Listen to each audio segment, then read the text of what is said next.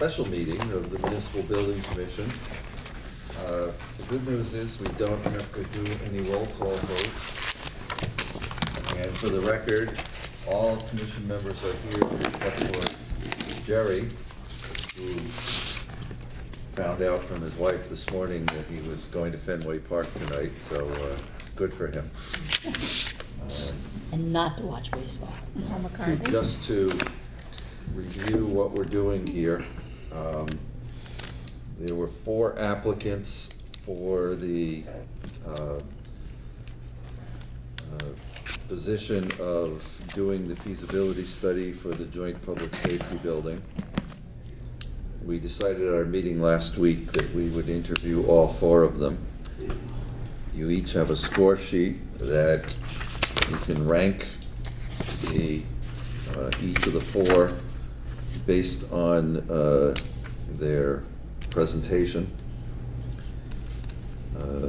The order that they are presenting in was drawn at random by Jeremy. Did you use a random number, Jeremy? In an Excel sheet, did random 1 through 4, and then copied it down, and this is what we got. As opposed to me, who would have taken a piece of paper, written the numbers 1 through 4 down, and put them into a hat and pulled them out. But you know, whatever works. I'm useless without Excel, so. Yeah. Technically, the police and fire department do not have votes, but we value your opinion, and we will certainly take it into account. At the end of the evening tonight, we will take a vote as to who to recommend to the city that they enter into a contract that the mayor would execute. And then just so you know, this is not price specific. This is quality based. It is our job to choose the candidates 1 through 4. Whoever we choose as number 1, Jeremy can then open the price proposal. So actually, it's a little bit different. We got a question from Hkt, which we then took to the Attorney General's office.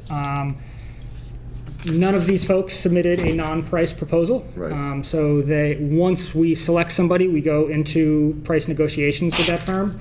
Should we not be able to come to something agreeable, then we go on to the number 2 ranked candidate. So that's why it's important to rank here and not just say, this is who we want to choose. Yes. And our budget is $200,000 less the $200 that we had to spend to advertise for the RFQ. Was there a not to exceed? So it said the anticipated fees shall not exceed $200,000. Okay. So I imagine we're going to get a lot of 199 nines anyway. And so does anybody have any questions about the ground rules? So we typically will do 20 minutes on their presentation, 10 minutes for a Q&A. It's kind of up to them how they structure it, but that's the general. Yeah, and sometimes we run over, sometimes we're a little short, but you know, I know we'll be here for a few hours. This one is scheduled for about 10 minutes from now, Jeremy? Yeah, I imagine he's in the waiting. If they're here and ready to go, nothing wrong with starting early. Do you happen to have their proposal? Yeah.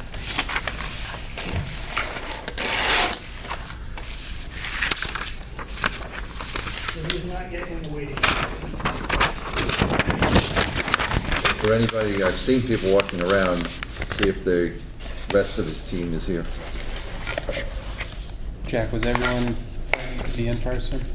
That was Except for the head of Lero, who has to be on the screen. Which is interesting because I think the last time we interviewed this firm, the same. Yeah, let's make sure he's on. Are they here? We've got 2 folks from Lero here, but we don't yet have. Maybe they can call the boss on the cell and tell him to log on. And I've spoken with the gentleman twice, so he knows to. Feel free to come forward. Oh, okay. Didn't want to interrupt your meeting. No, this is actually the sole purpose of our meeting tonight. Okay. We understand your boss is not in the waiting room. No, that's correct. Yeah. Can you he's gonna. text him or something, tell him to log in? No, yeah, I think. Yep, yep. You know, he may have been waiting till Yeah, 5:45, good but choice, right. I'll let him know. no use sitting here for 10 minutes doing nothing. And we're already doing it, so. So while we're waiting for that, I forwarded you all the City Hall building envelope report that we got from Russo Bar Associates. They went around, they were here for a day or two, reviewed plans, reviewed maintenance records, took photos. There's lots of photos in the report. He came up with an estimated construction cost to fix masonry, windows, doors, roof, flashing, curbing, that sort of stuff at about $1.15 million, I think. That's not escalated to when we actually get the funding. That's not a contingency, not an OPM, and not a designer. So it's a pretty big price tag that we'll have to kind of huddle with the administration to figure out how we want to budget for it and get a loan authorization, and whether we want to increase the scope to a larger project, or whether we just want to do envelope and modernization. But that's where we're at with that now. So we're moving forward, but it's still going to be a little while off. And the city council has a public hearing on June 21st on increasing the scope of our authority to engage in a long-term capital planning process. So if that passes, hopefully we will get some funding to do a needs assessment on all the buildings and come up with a 20-year horizon that we can recommend to the city. Because it's not surprising to me to read that report. This building was built on a shoestring at the inception, and it's 38 years old, and it should have longer useful life, but it is what it is. And then, Jeremy, I also told them that on June 22nd at 6:30, the school building committee will be making a presentation to the city council concerning where we go from here. And what, the 22nd you said? Yeah, do you see that email? I did, yeah. I Yeah, didn't it's commit at to memory. 6:30. So, has he responded? No, which is very unusual for Ed. I thought he was out of state or somewhere, right? I believe he's in state, but I know he wasn't able to come. I think his son graduated from college this week, so I don't know if that's where he's at. But shoot him another text.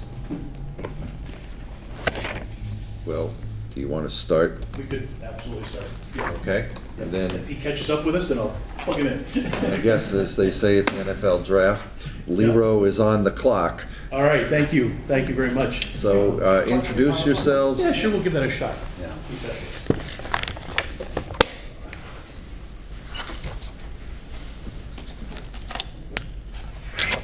Why don't you introduce yourselves? Sure, my and- name is John McGee. This is Ivan Bagachik. We both work under the umbrella of the Lero Corp out of Boston.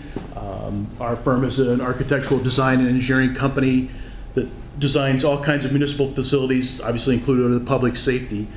My role, and I'll get a little more in depth in that later, is I'm the public safety facility consultant. I'm a retired lieutenant firefighter, EMT from the town of Manchester, Connecticut. I worked there for 27 years.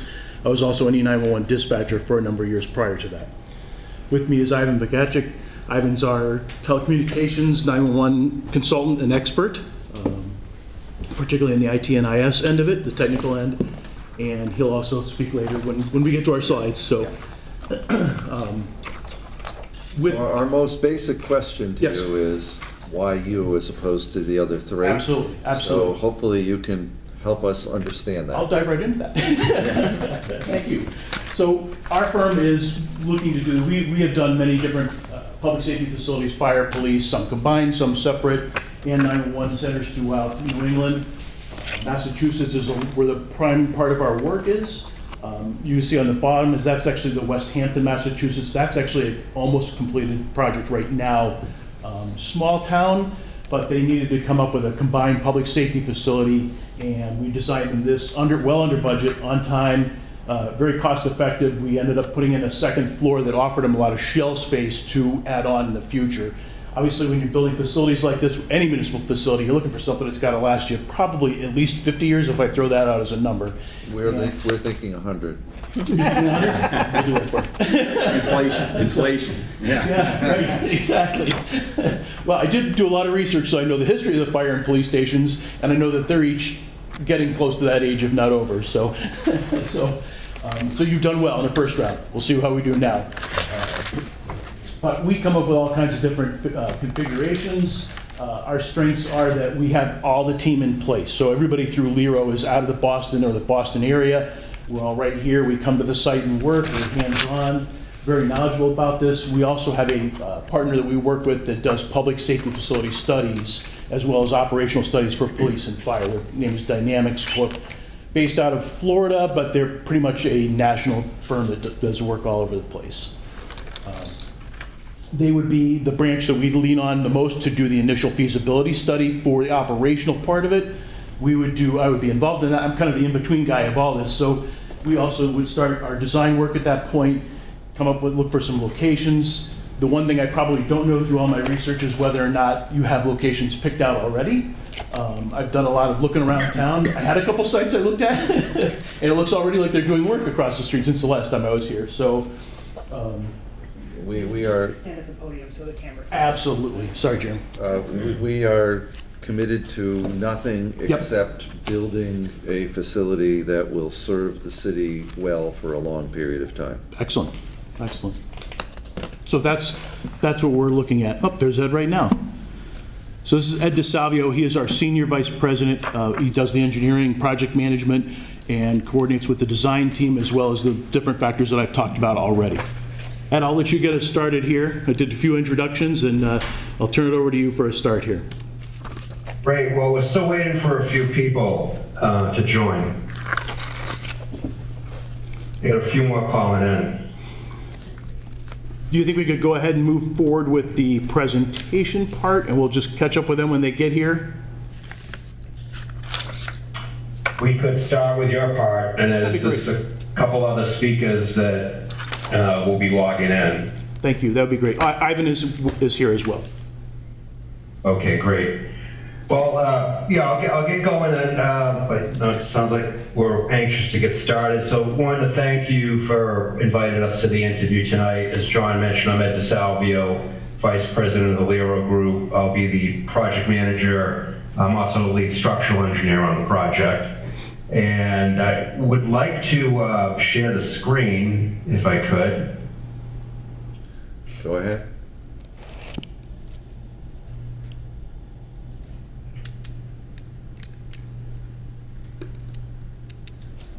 Everybody's here. Yeah. Hello. Hi, Anthony. Hi, how are you? Perfect. It says the host has disabled the participant screen sharing. He's working on that right now. Hear that? Okay.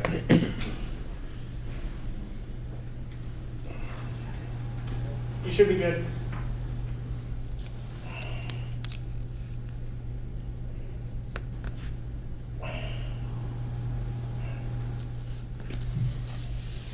You able to share the screen now, Ed?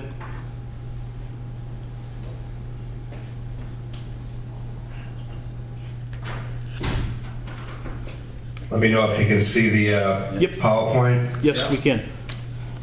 Okay, great. Well, thank you again. So we actually have a couple other members of the team have just joined. So I take it you've met John McGee. He's our fire station design specialist, and you've met Ivan, who's one of our specialty sub-consultants. They specialize in 911, regional communications, EOCs, radio systems, and such. We have several of our architectural team on the call as well. We have Anthony, who's our police station design specialist. John Z's our lead architect in the Boston office. And Mark Anderson will be joining the call. He's another architect in the Boston office who's also a lead certified individual. So I'm going to start with the presentation.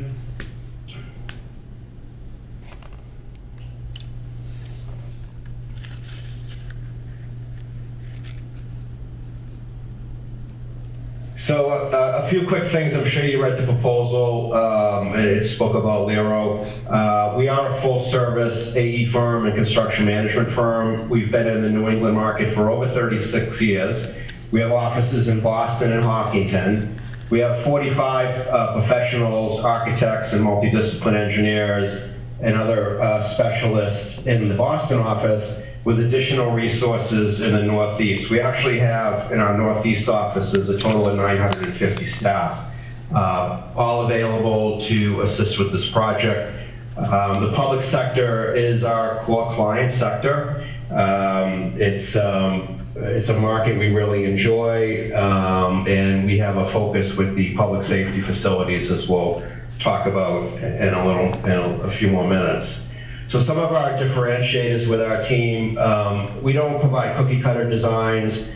We provide a collaborative environment with the city to come up with customized solutions driven by the city's needs, by the fire department's needs, the community's needs, the police department's needs. Well, we've designed over 300 projects in the public sector realm. We're very responsive to short notice meetings. We're very flexible. You can give us a call in the afternoon for an evening meeting, and we'll be happy to accommodate you.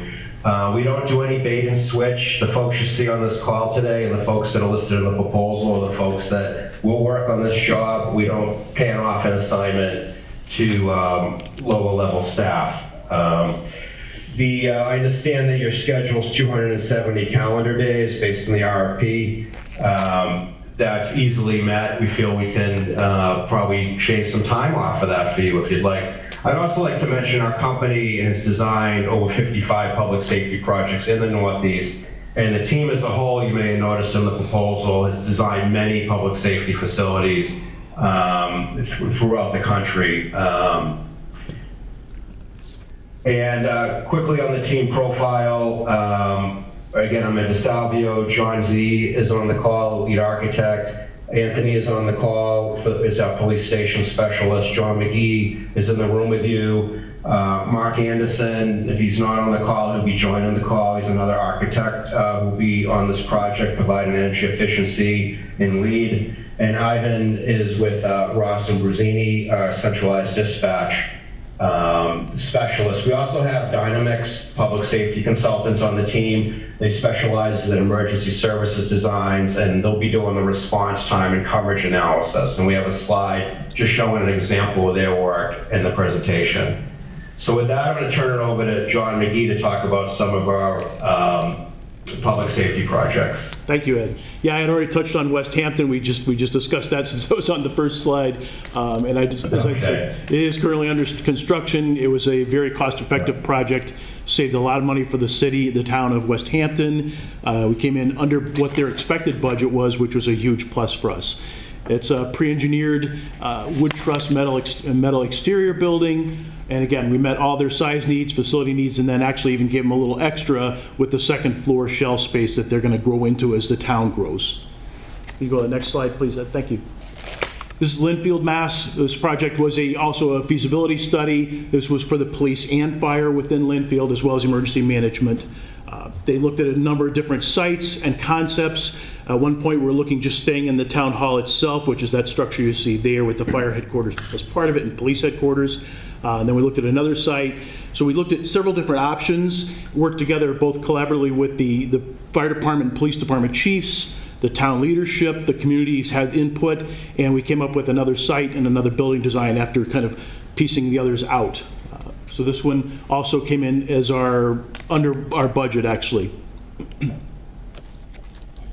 The North Andover, Mass. Police Station Carport and Storage Facility was a project that also was very cost effective, came in under cost expectations. It was a facility that is going to house police cruisers, equipment that the police have kind of overflow. Trying to meet their timeline was challenging, and we did that, and we're working with them right now.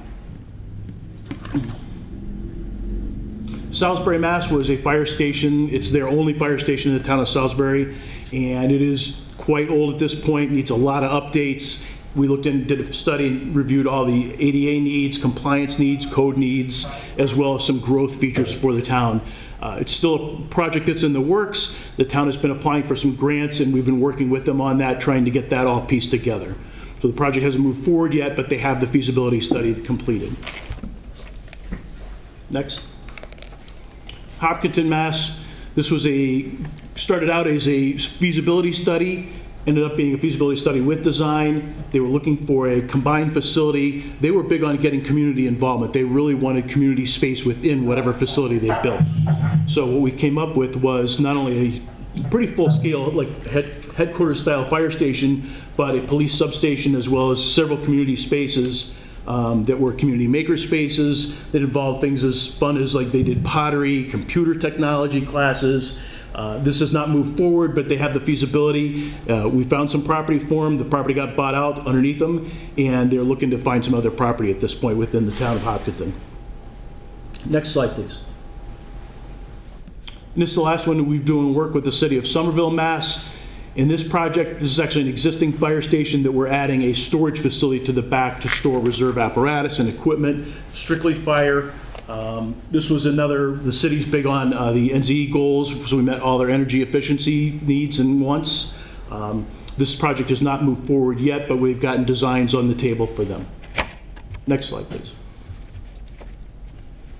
In the response time studies, this is why we mentioned before, and Ed mentioned that Dynamics is who we'll be working with. This is their specialty, what they do. Again, I would work with them, kind of coordinate everything that we're doing, and come up with some response times based on all the different information we collect. So a lot of research and data. They're a very data-driven company that goes into all the records management, tries to pull out everything, your responses, where they are, hot zones, cold zones, current existing stations, areas of town that may be lacking as far as fire protection, as far as the distance, trying to meet NFPA, keep it within ISO. I looked at the chief's 2014 study and the things that have been changed with that and how that's helped out your ISO rating at this point. So again, all things we keep in mind. We don't just throw this out and say, hey, let's just do this. It's a lot of work that we put into this to come and research to put up factual information that will get you the correct response times, the best location for both police and fire. Next slide, please. Great, thank you, John. And for the next slide, Anthony's going to talk about police station programming experience.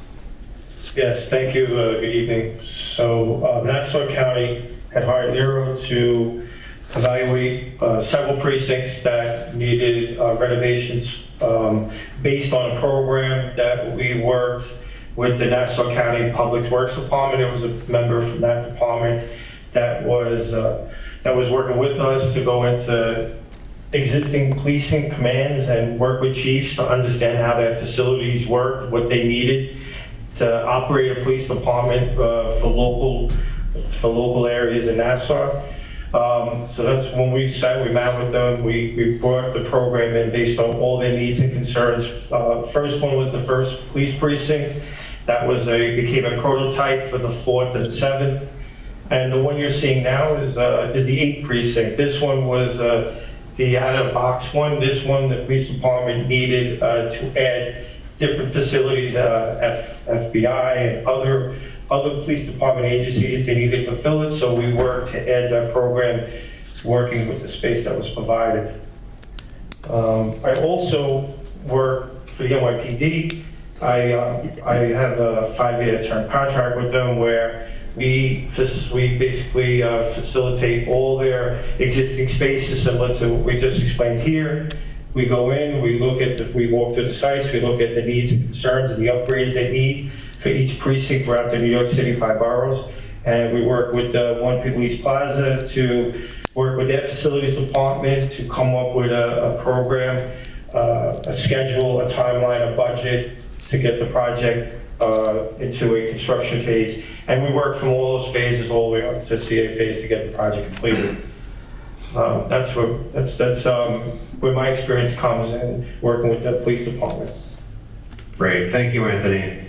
The next slide Ivan's going to speak to. Thank you. My name is Ivan Pagasa, again, with Ross and Barazzini. We're a technology consulting firm, and we do a lot of work in public safety with technology and communications. A couple projects in the New England region. We're currently working with the City of Boston Police and Fire on a large-scale radio communications upgrade. Involves dispatch centers, main and backup redundancy centers for the city. In Maine, the state DPS actually bought a building from Digital Equipment Corporation when they moved out, and it was a full retrofit for a new dispatch center and administrative offices.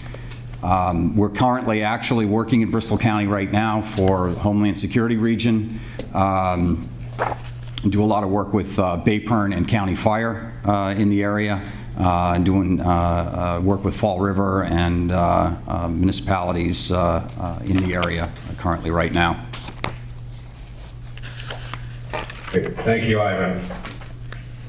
So, again, thank you very much. We wanted to keep this brief and to leave plenty of time for questions and answers. We appreciate you having us this evening to make a presentation, and feel free to ask any questions that you'd like at this point. Members of the commission, do you have any questions you'd like to ask?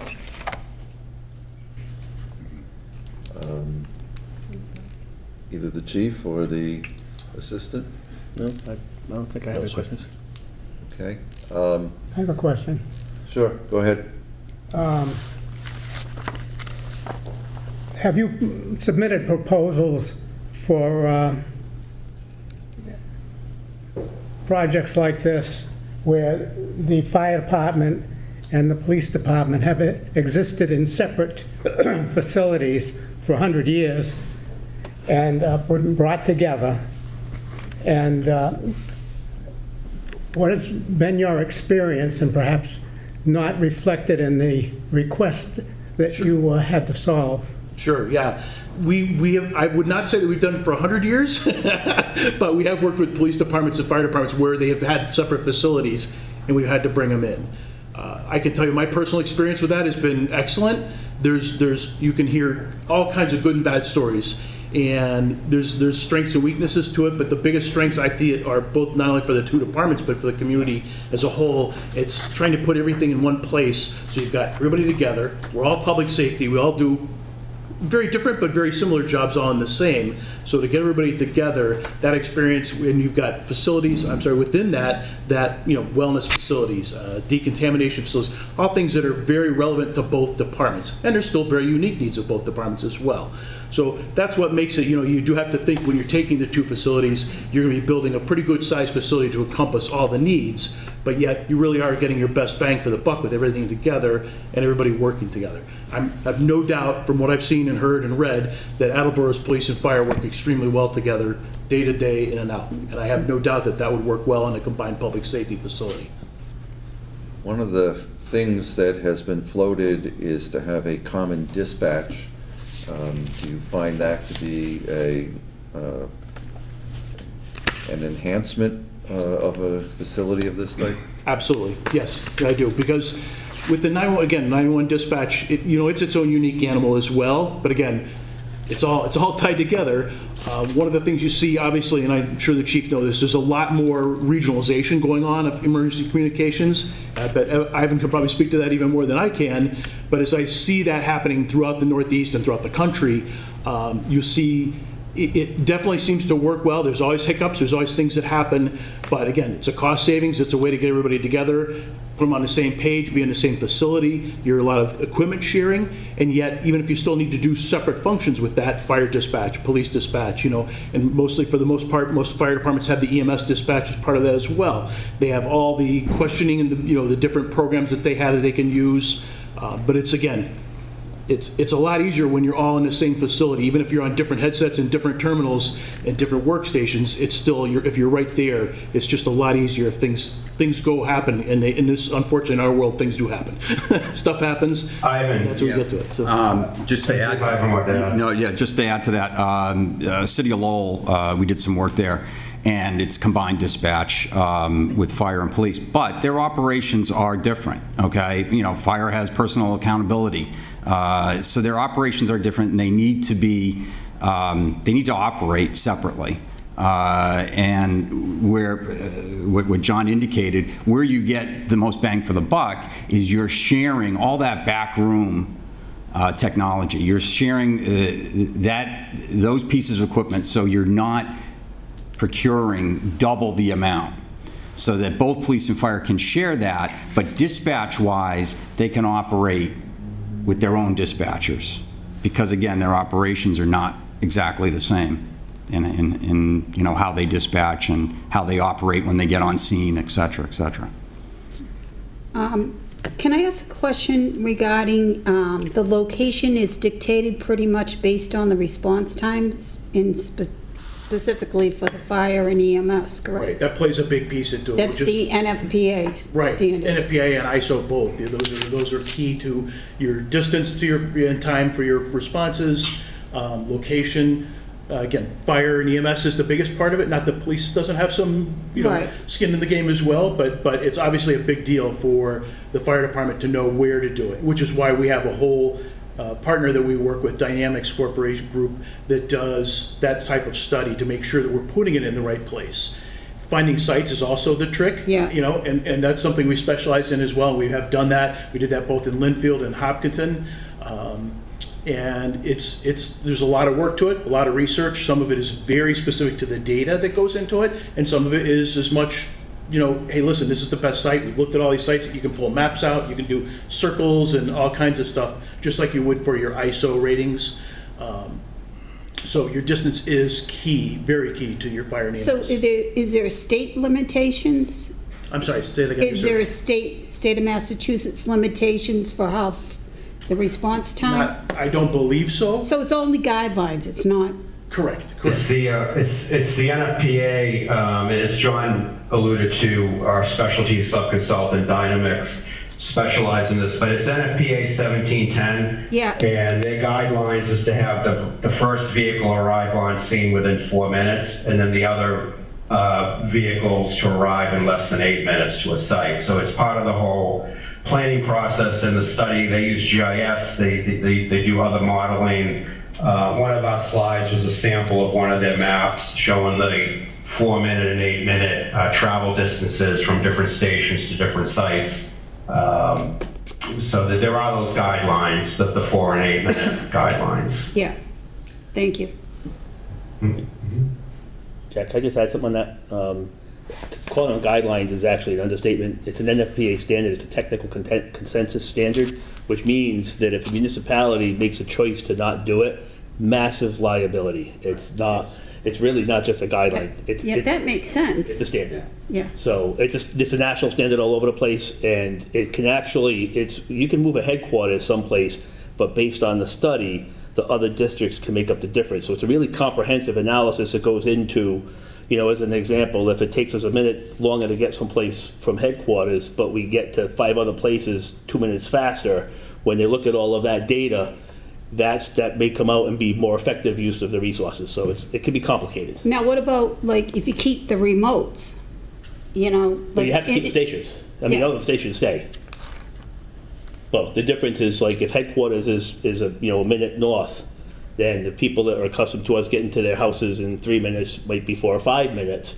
But what also happens is the people that used to take us, say, 5 minutes to get to, now we're getting 2 and 3. So it's never a guarantee that everybody gets a quicker response. What they look at is statistical data, and your goal is to get about 93% compliance with the NFPA standards. So based on that, you can't close the substation. Oh, those stations are being closed. Ever. No, I'm talking right, ever. No, absolutely, yeah. Ever. Right. Because if you're building it based on, you know, this is a central location, and then you have the remotes cover the rest of the city. Yes. If you close one of the remotes. Right. Yeah, Plus the remote Terry. serve as the second trucks in for fires. So, you know, the one of the standards is you have to have a certain number of personnel on scene in 4 to 8 minutes. But for working fire, you have to have 15 firefighters on scene within, I think it's 8 to 10 minutes, which we do. We're really fortunate that we're very compliant with those, which is why you don't see any major fires in Attleboro. But if you follow the news, in the last several months, we've had a lot of fires. But because of the locations of the stations, we're able to get there quickly enough to actually do what needs to be done to put it out. So I'm sure, a lot of this is done with software today, so any company that does an analysis will come up with lots of options. Thank you. Jack. One of the other, Mike, go ahead. Thank you, Jack. Just a quick question or something we ran into with the high school. So there's a lot of incentive programs that go with going green. Attleboro is a green city. Yes. But in the case of the high school, there was a couple things that were presented to us that could have been more energy efficient and could have been maybe a little incentive driven.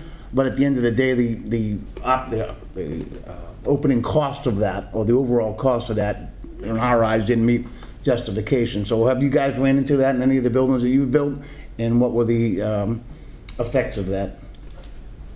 Mark, do you have any thoughts on it from the lead standpoint and energy efficiency on that? Yeah, I mean... Good afternoon, or evening rather. Each case is a little bit specific, so we dive in depending upon the town or state requirements and incentives offered. And we would be looking at that from the front end, actually, as part of the conceptual design process or package in this effort. So sometimes it doesn't make sense, but we do what we can to get you as close as you can be to your goals and payback periods, etc. I don't know, did I answer your question? I think so. Yes. One of the other thoughts that occurred to me is that because our horizon is long, it's not 50 years, it's probably 100, we are, to the best of our ability, going to try to predict where the future will go in both firefighting and policing.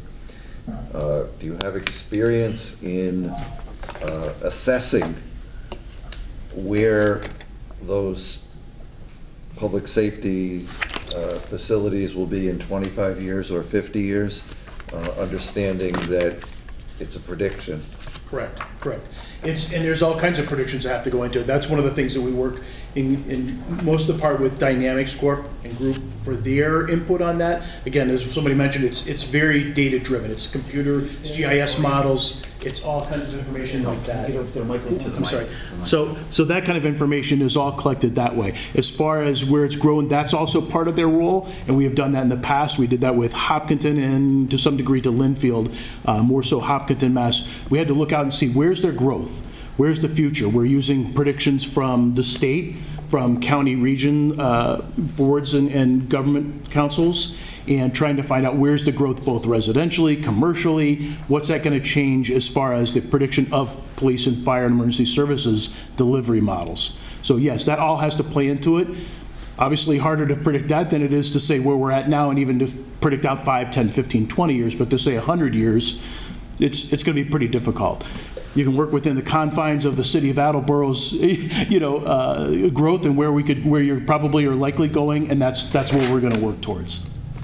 Yeah, I mean, I understand that if in the early 1900s you had predicted our economic growth, you would have determined that we would be inundated in horse manure because all the vehicles were horse-drawn. Correct. And they couldn't anticipate the effect that we would end up with motor vehicles. Right. So yes, the farther the timeline goes out, the more the less it's reliable. Correct. Even in the 32 years that I was in the emergency services, how much I saw things change from where we were just getting into air packs and moving out of turnout boots to full turnout gear, to where the fact is our apparatus are all now equipped with decon systems and air ventilation systems. The stations are. That's something we build into any new facility we put it. We're heavy into the wellness and the health and safety of the firefighters and the police officers. Everything from decon to laundry facilities to proper storage. I'll break it down quickly. You basically make hot, warm, and cold zones, just like in a hazardous materials response. We have that within our fire stations and police stations to, again, create for the health and safety and wellness of the employees, the visitors to the facility, because obviously if it's a public safety facility, you're going to have lots of visitors, not just the firefighters or police officers. Okay. Actually, I'll just add one quick thing. On the technology side, this is where the architects and us engineers, we sometimes differ, because the architects think everything's getting smaller, it's using less power, you don't need that much space. Well, technology is growing so fast, there's more applications, more systems that are being implemented. And with the advent of 5G and smart cities, the technology that's available now, we're going to see at some point, you know, on the fire side, we're going to see the ability to track a firefighter in a building. You get to the scene, you get those plans, you know where every firefighter is in a building, right? That's the biggest, you know, challenge that you have today. It's coming. It's going to get there. It's going to take technology. So the facility you have to think in the future too. You can't just build it for today and what the technology exists today. There are going to be new applications. There are going to be new systems that will present themselves that will help with life safety, officer and firefighter safety, and the community as a whole. Thank you. I think we've reached the time, so I want to thank you for making your presentation. We will probably make a recommendation vote to the mayor at the end of our meeting tonight. You can certainly call Jeremy tomorrow to find out where you finished. Great. Thank you very much for your time. Thank you so much. Thank you. Great, thank you very much. We appreciate it. Okay. Thank you. Have a good evening. You as well.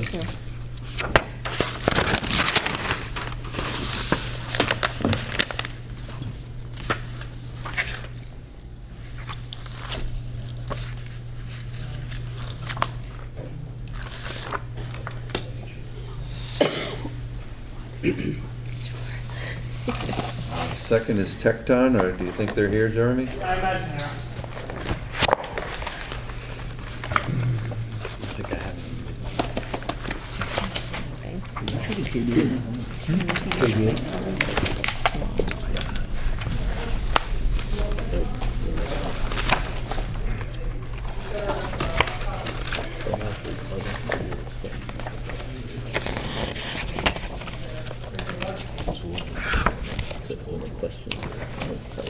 This town is mean, because they've got all this technology, right? And they don't bring it for their own purposes.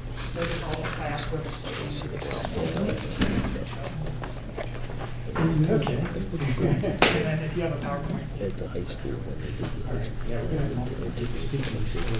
So as We'll do a little dance, I guess. Yeah. You have a need for putting a stick in the computer for the PowerPoint? Rebecca's coming with our laptop right now, so. Oh, okay.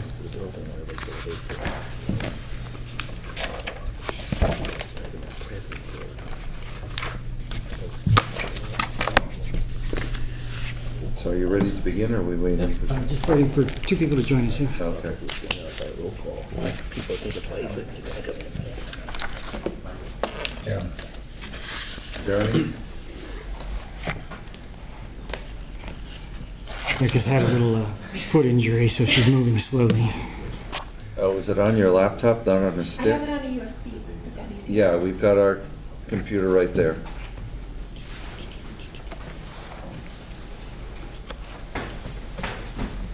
Jeremy, you want to help?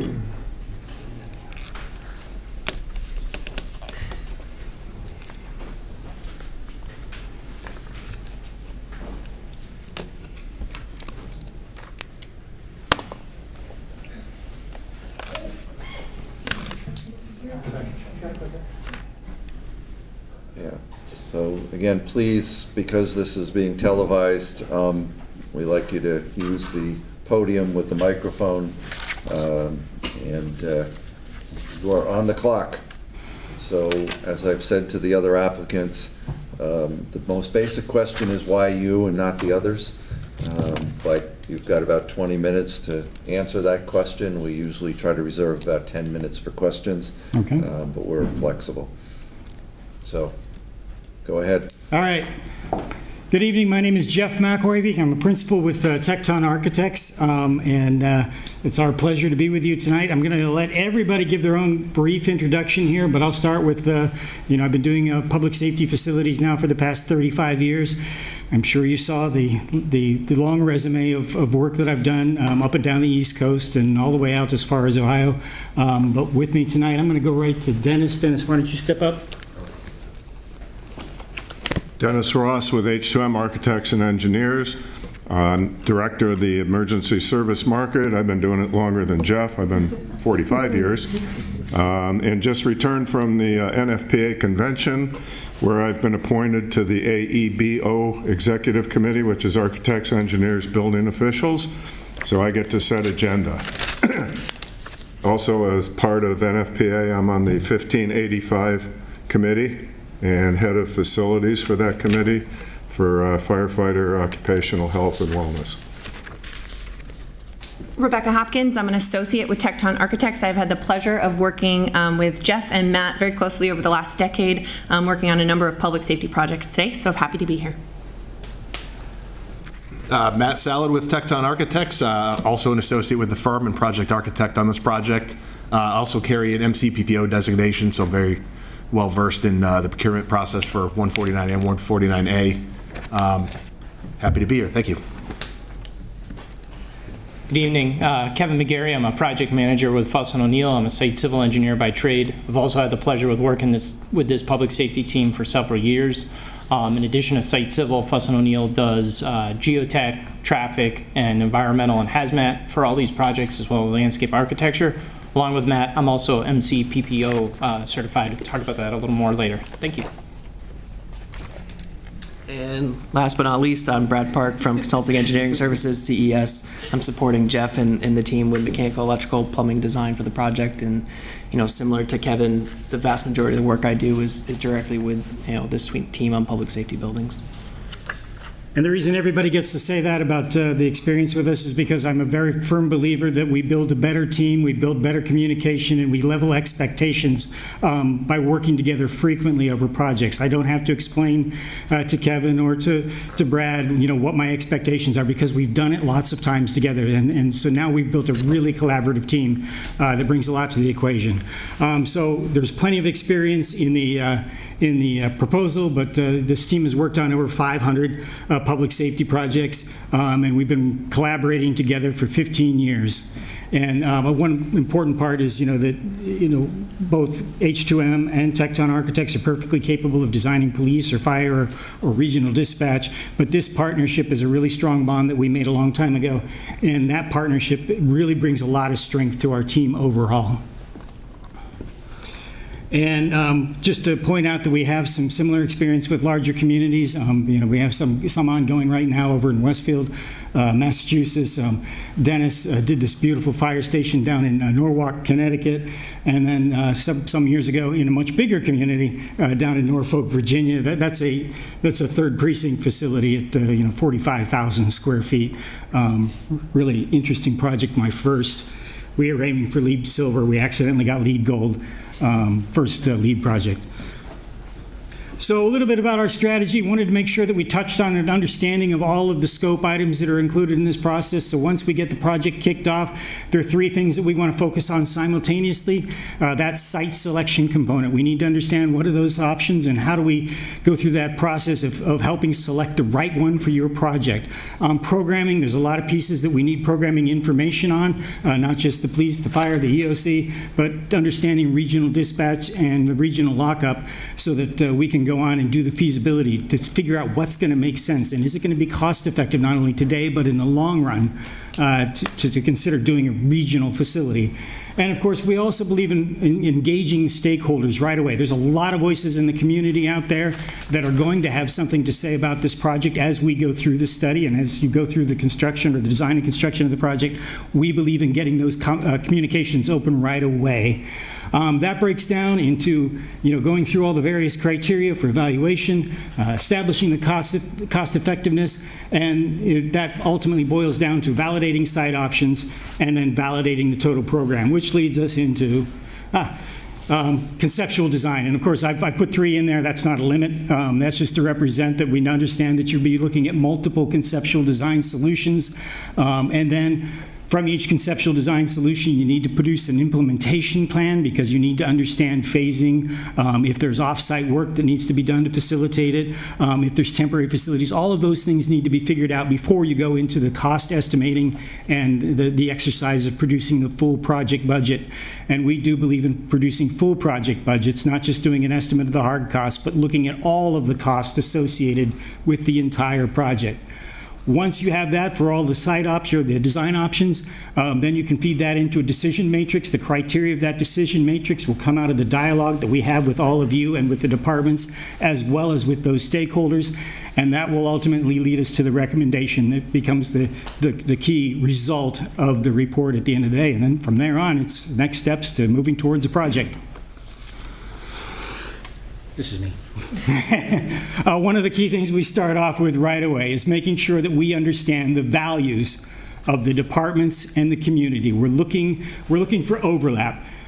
Because if we have common values, then we can build a common mission together. We can build investment in the project by other stakeholders as well as the agencies involved. And sometimes that's understanding how do police and fire work together, and sometimes that's understanding how does the community interact with a public safety facility. Once we understand those values, they become a driver for how we program the building. Because if you say to me it's important that we want a building that is full of community interaction, my program should represent that there's opportunities for community interaction. So those become real drivers for the project. And now I get to hand off, right? There we go.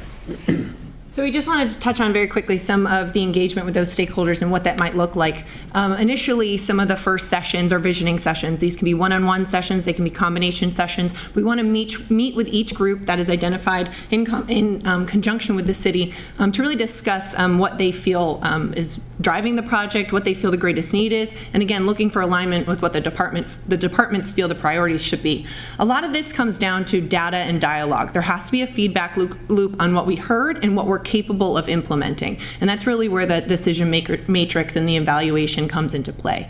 The third aspect that we wanted to touch on, and whether these are departments, different community groups, is making sure that all of this is consistent, convenient, and collaborative. There's many different ways that we can do that, but we want to make sure all of the information gathered is easily accessible, not only through in-person meetings, but maybe through project websites and other ways where they can find all of the frequently asked questions or any of the findings that result from this overall study, those being easily accessible to each of those stakeholders. So to touch on kind of that first step of the data and dialogue. So we talked about starting with the why from a programming standpoint, but we want to ensure complete team buy-in. So first we're going to explore the wants, the needs, and the budget. When we first create that programming document, there will be a high-level total project cost budget in that document. It's based on current cost per square foot, but it's that initial gut check to see whether those wants and needs are really fitting into the reality of the budget. We will review all of the current documentation and data that is available, and we will also begin to research all of the different pieces, especially those sites. We're beginning to dive into those right away. So we want to leverage everyone's viewpoint. We see not only the departments, but the city as partners in all of this. So we want to bring all that together, and we want to make sure there's consistent and continual communication through this programming part of the process. Once that document is created, it doesn't get just shoved to the side and live on a shelf. We want to leverage that data, and we look to do that through different validation tactics. So we look at the whole overall program and we can say, okay, a portion of this might be office space, but a lot of it is mission critical. What makes a fire station, what makes a police station a police station.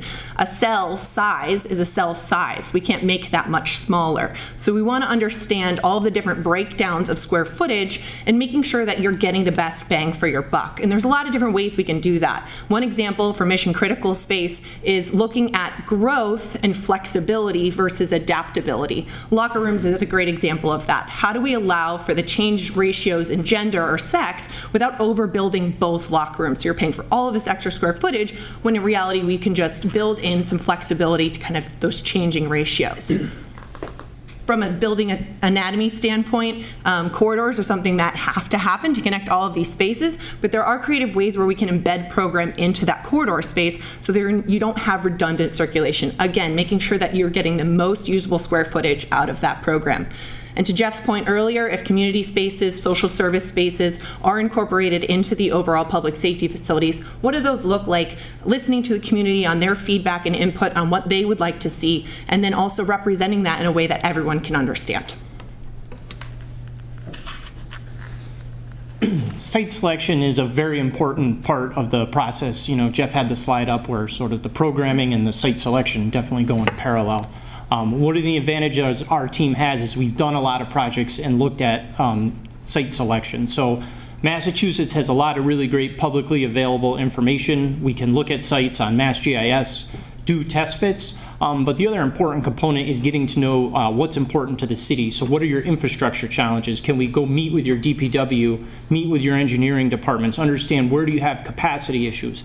I can design a water main, I can design a sewer main, but I don't know where the trouble areas are in Attleboro. So identifying those areas very, very early on, so we can know what areas we need to avoid, or more importantly, if we are in this area, it's going to require some sewer upgrades.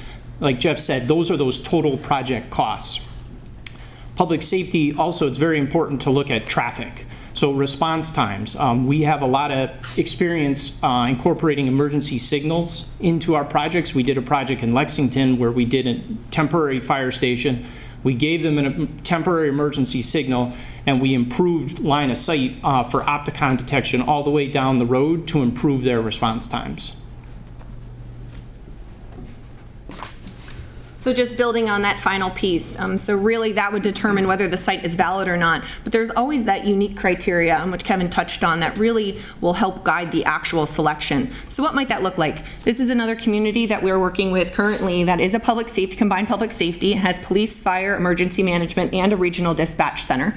And they had similar, they were in a similar situation where they had multiple sites that they wanted to consider. We did dozens of test fits for both sites. We looked at a lot of different configurations, and then we had to weigh that against a matrix. How are we going to really determine which one is the best fit? So by creating that evaluation criteria, and whether that might be construction cost or the abutters in the neighborhood, maybe it's really good or really bad alignment, we want to quickly create that matrix, and really what we use is kind of a red, yellow, green light. It's very easy to the eye to understand which site and which option really comes out with all of those greens and yellows, and which ones are reds and really doesn't make the most sense based on the evaluation criteria. And we would work together to create that criteria that can kind of help us walk through that process in determining which site test fit, or even which site is the best option.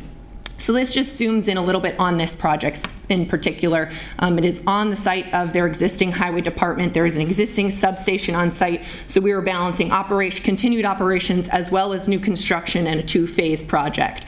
As I mentioned, there are multiple departments within that building, ensuring that each department has individuality and unique access, but also feels that they have easy access to all of the shared space. One thing we talk about is what are those efficiencies between shared programmatic elements. In this community, we actually did an analysis of what that looked like. What would a standalone fire be? What would a standalone police be? It resulted in over $4 million of net savings when we looked at the individual programs versus the combined programs. And that really helped communicate why this was the right decision to the community. So we also want to touch a little bit on sustainability. We know that you're a green community, and making sure that a building not only performs well from day one, but through the life cycle of the facility is really important. And we want to make sure that we're doing that from day one within the study as well. This isn't just pulling the lead checklist down, checking a bunch of boxes, but really looking at this entire plan holistically. And first, it starts with reducing energy consumption with the building and going with a high-performance envelope. That's sort of the easiest low-hanging fruit that we can do without much upfront cost in the project. And that sort of sets the stage for everything else that follows for a real sustainable project. And so that's where, we work very closely with Matt, Jeff, and Rebecca and the team, just starting to understand, where can we, not only, to Matt's point, reduce energy of the building, but then what are your guys' sustainability goals? What are the sustainability goals of the city? And how can we implement those into the project? Is it focusing on reducing your dependency on fossil fuels? Is it just making the building as efficient as it can be? So like Matt said, it's, doing that early on in the process so we can get incorporated into the budget, whatever decisions those might be, and be able to integrate that into the eventual project.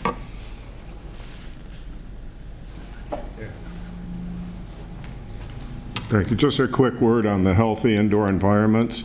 Not just with NFPA 1585, but also because of the pandemic and cancer rates in the fire service and similar problems in the police service, we're going to look at not just indoor healthy environments, but the entire process of bringing in folks, whether they're perps, whether they're responders who have just come back from a scene, and how do you deal with those carcinogens, cross-contamination, How do you deal with sleep deprivation issues, sex, gender issues? All those things contribute to the healthy indoor environments.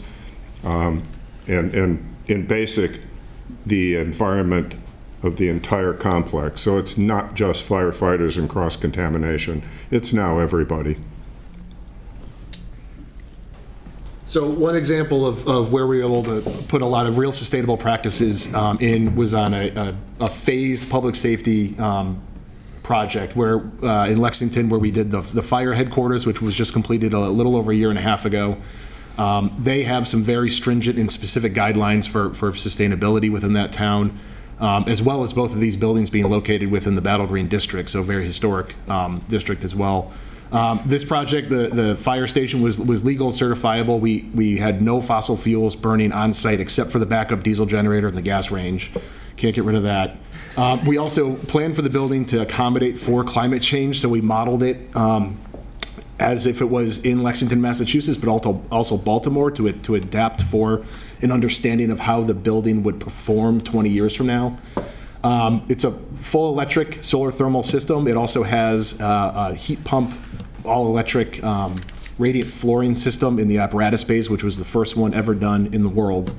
And we also are able to offset 50% of the building load with photovoltaics on site, which is a very tight little urban site, so there really wasn't much space for it. Conversely, we're also working on the police station right now that'll be bidding just next month. We're taking it a step further, so we were continuously running updated energy models on this to react to how different changes in the building's design and aesthetic would affect its performance. They also wanted to remove as many harmful materials from the building. A lot of the latent finishes and pieces of and components that go into construction have latent carcinogens and things like that sort of in the products themselves. So the Living Building Challenge has set up a standard called the Red List. And so through specific CSI divisions in the building itself, we actually went with full Red List free compliance for a number of those materials, so that those materials that are being installed are healthy from the day that they're installed to the day that they're removed. And again, continue with the full electric system, and we're designing that building also to be net zero as well, so fully offset with PV. So in conclusion, we want to get to those questions, but together we believe that we can achieve success by making sure that we have an organized and comprehensive process that looks at all of the data and provides decision-ready information so that it's easy from your side of the equation to say, okay, we've got all the information that we need to make a good choice here. You've touched all the bases, we've got the questions answered. And if we're not ready for that, then we go back and we do that research and get ourselves there. We want to make sure that we're analyzing the site options to the fullest extent, so that we not only understand, what are response times from these locations, but the site capacity. What are the inherent costs that are associated with a specific site that could make, even though it might be in an optimal location, does it cost more because of topography or because of contamination? So we've got to do a lot of due diligence on all of those to make sure, again, that we're delivering that decision-ready information so that we can all feel confident together that we're making a choice that's right for the community.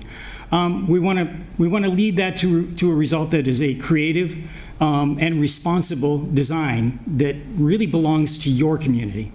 I learned a long time ago doing police stations that I'm not designing the police station for my ego. I'm designing it for a community. It's a civic building. It belongs to you.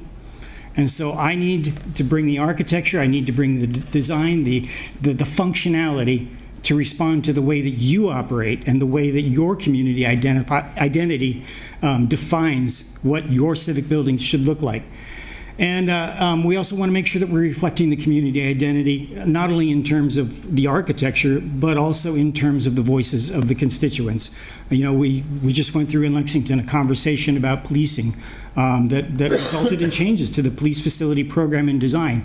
Some things, it was a balancing act between the community and the police department to find common ground, and in some cases it was just good common sense things that the community was looking for that the police department was happy to offer. And then ultimately demonstrating respect for the health and safety of the officers. Dennis and I were both at the Station Design Conference in Chicago just a couple weeks ago, and a lot of topics in the conference talk about the health and safety of firefighters, the mental health and the emotional stress of being a police officer, being a dispatcher. All of these things are serious. They're affecting our public safety providers, and we need to think about that and make sure an environment that respects that, and then also respects the professionalism that we expect from them. This is a partnership. We need to deliver, and they need to deliver. And then finally, we want to make sure that we're designing a building that's going to serve Attleboro and your regional partners, should you go that way, for decades to come. This is a big investment, and these buildings should last a long time, and it should have a lot of future planning that goes into that. So I thank you very much. We'd love to answer some really hard questions if you got them. Jeremy? Yeah, so thank you for this. Just in the interest of asking you the same questions that other firms were given.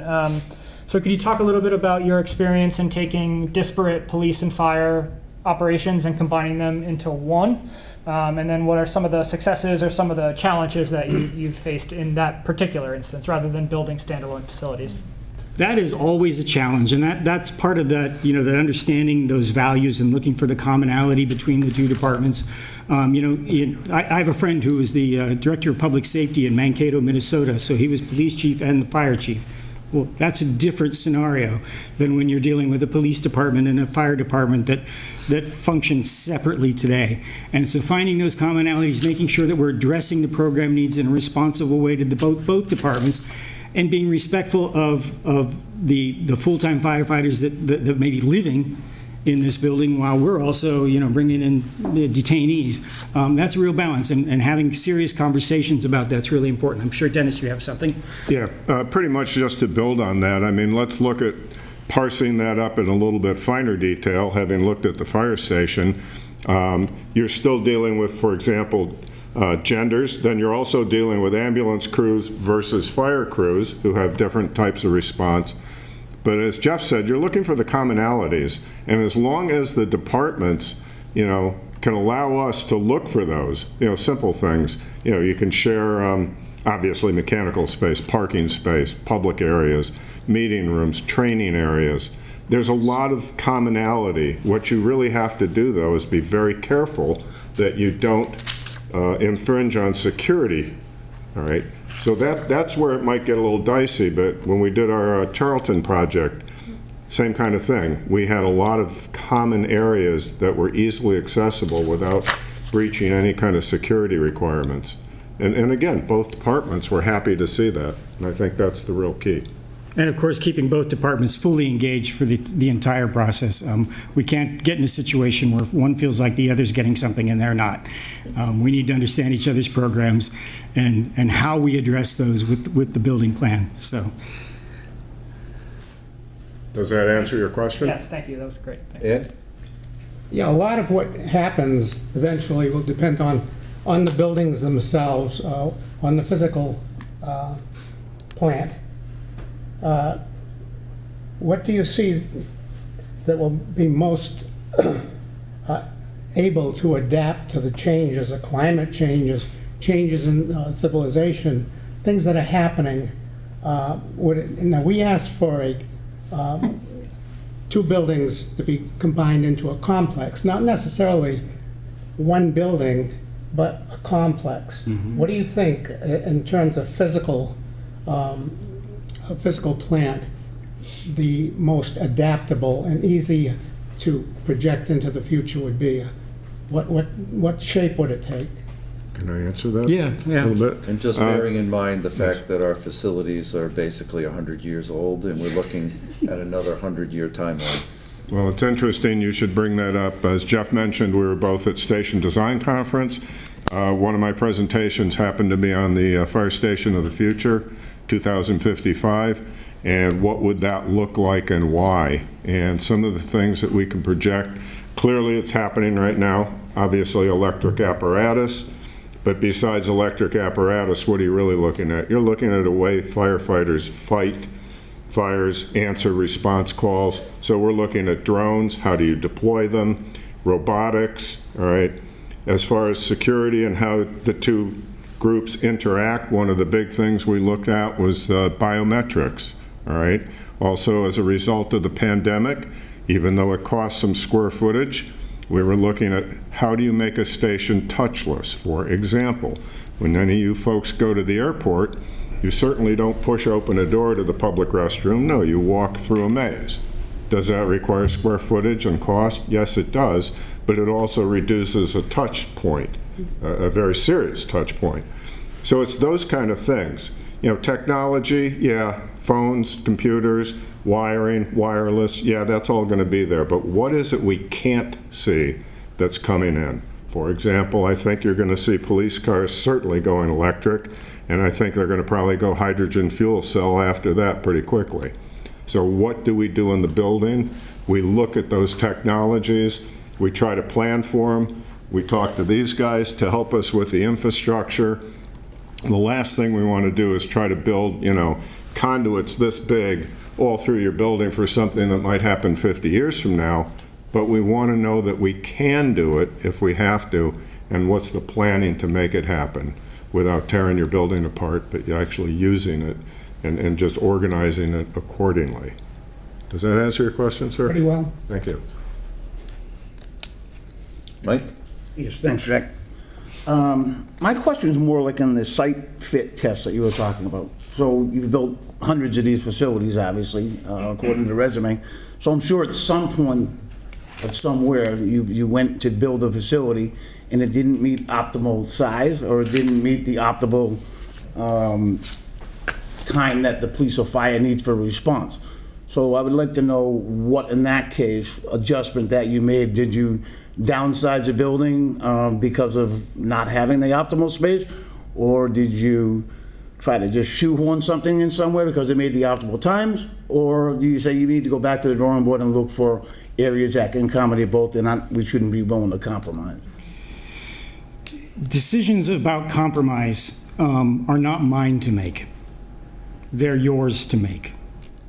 This information for you to make those decisions wisely is my responsibility. So when we do site test fits, the purpose of that exercise is to find out where sites push back, where they could not work, where they could fail. And if that's response time, that's a serious issue, because that hurts the life safety of your entire community. It's going to affect insurance rates. It creates all sorts of problems. So to me, that's not one that I would want to compromise on. Now, sometimes we find some very odd sites or some small sites that that challenge us. All right, do you want to do Natick? We can talk about it. All right, we can talk about Natick. So just to give an example of a site, Natick was a community we worked with. It was a fire substation, so a much smaller project than what we're talking about here. But it was the site. We were stuck with that site. It was a multi-parcel cell from DOT that had to be consolidated. It was like a starfish shape on an off-ramp, and we had to coordinate response routes on a one-way while giving access onto Route 9 in both directions. So it was complicated from a response off of site standpoint. I think in addition to that, the unknown was that we did a number of site investigation studies. We did borings, we even did radar, just to make sure there wasn't anything there. We started construction, and we found about $1.5 million of buried asbestos-containing material that our budget had to accommodate. 12 feet in the ground. Yes. 12 feet in the ground. It was very deep that the radar did not detect. Our borings missed. And because it was covered in asbestos-containing material, it shut down our site for a period of time. That site, that project also survived the pandemic and all of the delays related to that as well.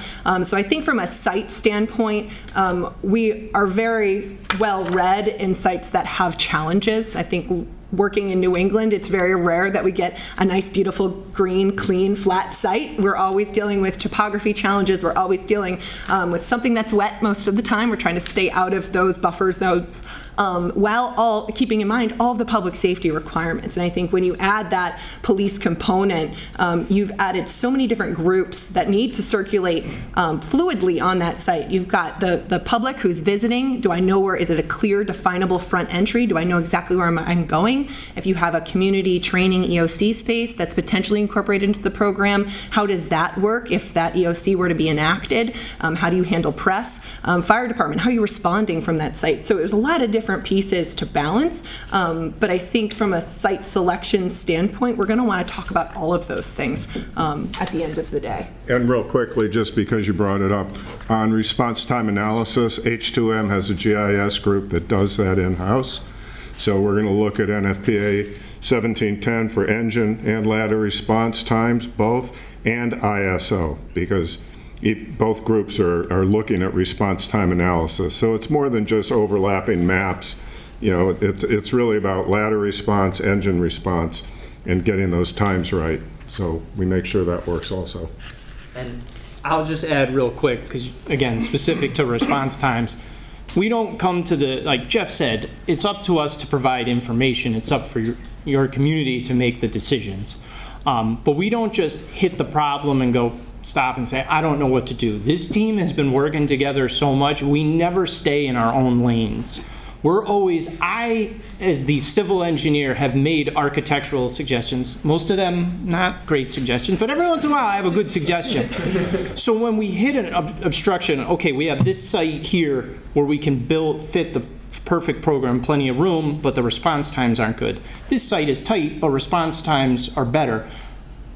We don't just say, okay, which do you want? Let's evaluate. So the site where the response times aren't good, how can we improve response times? Can we look at some of your bigger picture, the whole city, look at the traffic patterns? Where can we make improvements? Like we said, we've done a couple projects where we've had, Natick had an emergency signal because getting out of that station was difficult. But in Lexington, we did a whole corridor study to improve response times coming down the main drag in Lexington. So we don't just stop at that point. We're always looking to come up with those creative solutions. We can't defy the laws of physics sometimes. Sometimes the site is just too small, but we're going to look at it at every different angle that we can. Thank you all. Okay, thank you. I think we're up against it for time, unless there are any other questions. I want to thank you for coming in. After 2 more interviews, we're going to hold our business meeting, and we'll probably vote to make a recommendation to the mayor. So if you call Jeremy tomorrow, he can tell you whether you finished first or not. So thank you. Thank you very much. We appreciate the opportunity. Thank you. Have a good night.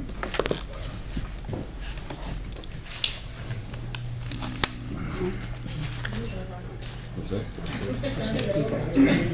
So does anybody need to take a break before we continue? Anybody need to take a break before we continue? I think I'm gonna get a visit the pub lot. Thank you.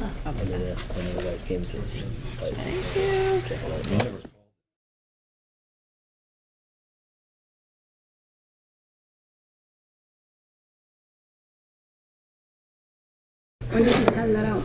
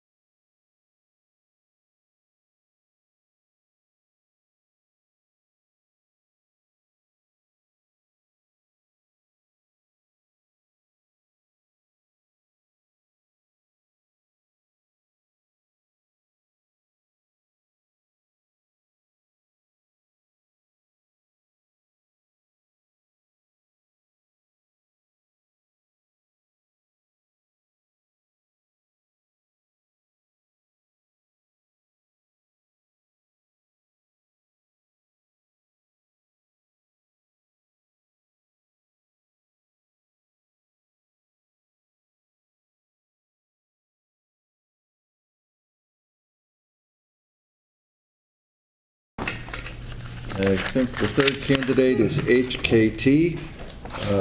So you'll be on the clock in a few seconds, and the most basic question that we're asking is why you as opposed to the others. Okay.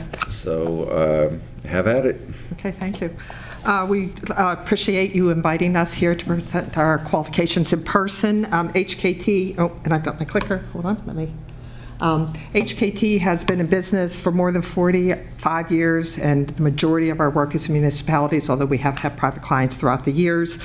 And a lot of that is in fire departments, police departments, DPWs, town halls, all of those component pieces that make up a town or a city in Massachusetts. We are familiar with both chapters 149 and 149A should the city choose to do a CM at risk project. We have multiples of those in the office, and those are newer things for fire and police departments, but we are seeing them. And I have been with HKT for 37 years and working, and I have with me is...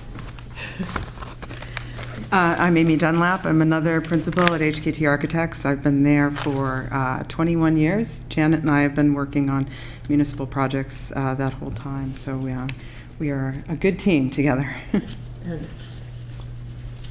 hi, my name is Lance Hill. I work for Park Corporation. Did you used to work here? I did used to work here once upon a time for the city of Attleboro. And we've been fortunate enough to work with Janet and Amy and HKT's team for many, many years. And we're very excited to be here to give us a little spiel about ourselves. Good to see you again. So we have a presentation. We'll try to get through it, and if you want questions in the middle, we're more than happy to have those. Usually we like to give you 20 minutes run time. Okay, we'll go straight through it. Okay, great. So who we are, we like to think of ourselves as creative problem solvers, because that's what an architectural project is. It's a problem to be solved, and we're very good at it. We've been working on exceptional projects for municipalities for years, and we know that these are spaces for working, living, and learning, because in a public safety facility, there are folks living here, there are people working here, and there is a learning capacity for this building for teaching people how to do their jobs, and even for the community in public spaces. We believe our clients are integral partners with us on a project. We listen carefully to everything you say to us, your ideas. We test those out, and we come back with unique solutions and ideas to answer those questions to make sure that you feel comfortable that we've heard you. Every project, we're architects, so every project is an opportunity to create architecture and to affect the building environment, and we think that's really important. And we are passionate about designing municipal projects that are enduring and long-lasting. You're not going to tire them. They're going to work for you for the future. Some of the images you're going to see on these are some of our public safety facilities, and some are some other buildings, and the reason some of the other ones might be involved is I know you have existing buildings, and we know that your plan is to move out, but who knows what's going to happen, and we have a great deal of experience renovating all kinds of buildings. So who is our team? It's all about the people. The project is going to be led by Amy and I, who are both principals at the firm and obviously have been working together for at least 21 years. I will be the principal in charge. Amy, in this particular case, will act as the project manager. We both have in-house public safety experience, and we're going to be involved from the earliest design through construction administration. You're not going to see us go away. Again, 45 years of working on public and municipal projects, and we choose our consultants as we chose Park Corporation because of our shared experience and our shared commitment to public architecture. We have a large group of people that are part of our team. And besides PAR, we have Ray Dunnett's landscape architecture, building engineering resources for mechanical, electrical, fire protection, building technology for technology, which is changing on a 6-month basis. They have to be quite specialized in these buildings. Our cost consultant, which is a key person for your group here, we've been working with for, I don't know, more than 12 years, and he does primarily municipal work, so he's very familiar with what's going on. AKF Group for code, Kalen for specifications, and Criterion Associates for response time analysis. So it's a good team, people that we've worked with, people we like working with, and people that will serve this project well. I'm going to talk a bit about architecture and buildings just to give you an idea of what we do. As you can see from this imagery, none of these buildings looks like the next one. We do not do cookie cookie cutter architecture. You can't look at one of our buildings and says HKT did that one. They're all very responsive to the community. How we get to that is a process of listening to you talk about what you want, touring your community. We do photo essays of the entire community to understand what it is, it's the architecture that's important to the city of Attleboro, and you'll see that reflected in the building. So this is about it that we projects the building on the far right. On the top is in a historic neighborhood. You can see this really tiny windows, steep pitches, because it was in a historic neighborhood. So we have a lot of experience responding to what our community asks us, each community asks us to do. And then, of course, we have experience in the public safety for fire and ambulance operations, all the component pieces that make up a fire department, from the apparatus space, which are so critical, down to the dorm rooms or where they wash their backboards. It's all part of a building that's important to get right.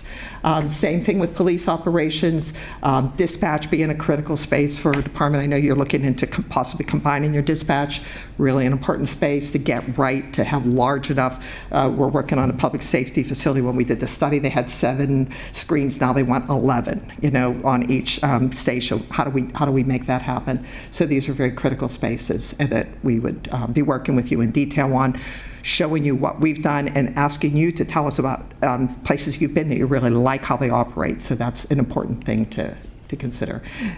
And, excuse me, we can't leave out the notion of sustainable goals. We don't know exactly what you're planning on for this building, but HKT has been involved with LEED projects and net zero projects for many, many years.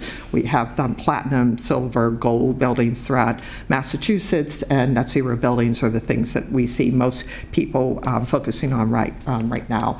And some of these, the building on the right at the bottom is a police station. That big red wall is a transpired solar collector that takes heat and extracts it from the sun and traps it and uses it for the mechanical system. So we've been looking for ways of enhancing buildings. We're doing a public safety facility right now that has ground source heat pumps. It's getting a solar array, has green roofs, all the component pieces for sustainability. Communities are demanding it, and municipalities are responding to those demands. So our process is all about building a great partnership with you, having open communications, and collaborating work with you. So we are your partner in this project. We are going to help you define what is a municipal project that is going to be meaningful for the departments and for the community at large. We're going to take that vision that you described to us and turn it into a building. And we believe that building will be a source of civic pride for your community going forward. And along the way, we're going to be listening and responding to each idea that you put in front of us, because we've done a lot of these, but you actually operate in this building, you're going to live in this building, and you've got your own ideas and your questions and your concerns, and we're going to be responding to all of them. Likewise, we partner with our teams and to define what is possible and what may stand in the way. I mean, everybody thinks, it's a great site, but oh my gosh, it has wetlands, or it's got rock, or it's got this, or it's got that. How will that be resolved? The building is so small, we have to go up 3 stories. How does that work for a fire station, for instance? So you never know what is going to be thrown at us. We'd love to have a nice flat site someday. Maybe we'll get a flat site someday to put a building that has no issues, but maybe not. So we're always looking for the constraints, but we're going to turn those into opportunities for you. So make sure that it is the building that you want, and we're going to be proactive. We try to anticipate issues. We've done a lot of these. We've been working for a long time. We can look at a site and anticipate what's going to happen and how we can be creative and resolve the issue. I'm going to turn it over to Amy at this point, and she's going to.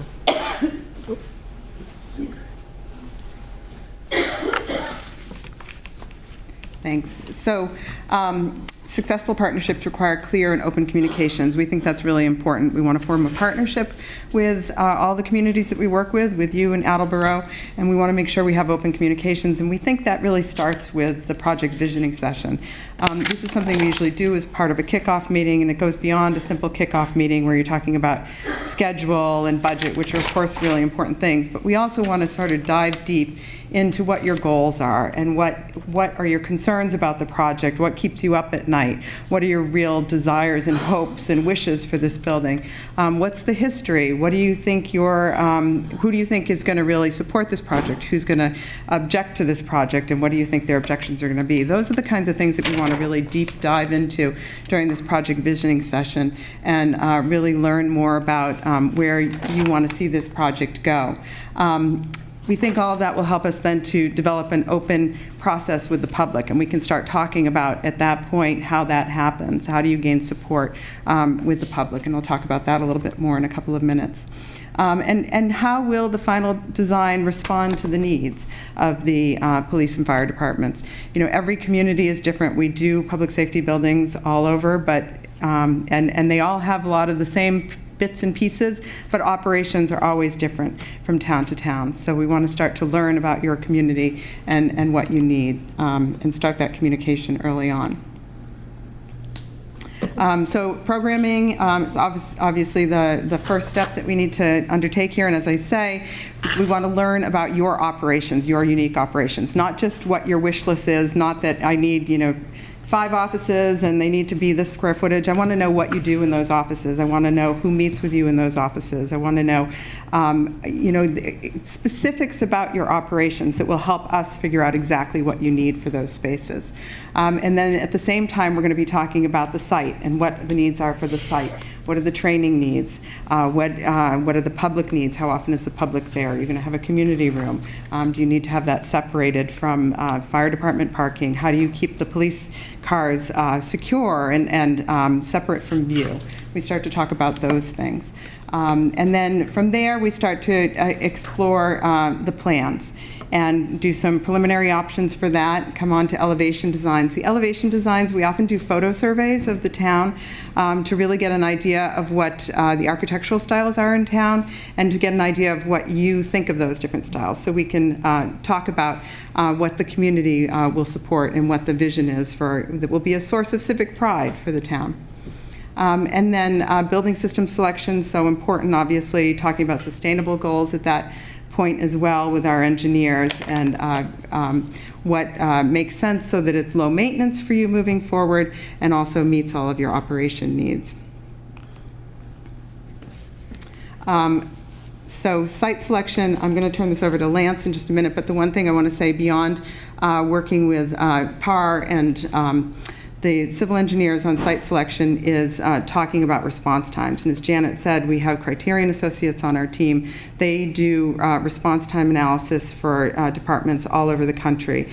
And we'll be working with them because, of course, if we can't meet the response times that we need, that's going to really rule out sites from the get-go. It's a little more flexibility with police departments. Some police departments really want to be downtown in the midst of everything that's going on. Some are okay being a little bit off the beaten path and actually find that preferable. So we'll talk to you about what your goals are for that. But it's critical that we find out what the response times are to different parts of the town and make sure that we site the building appropriately for that.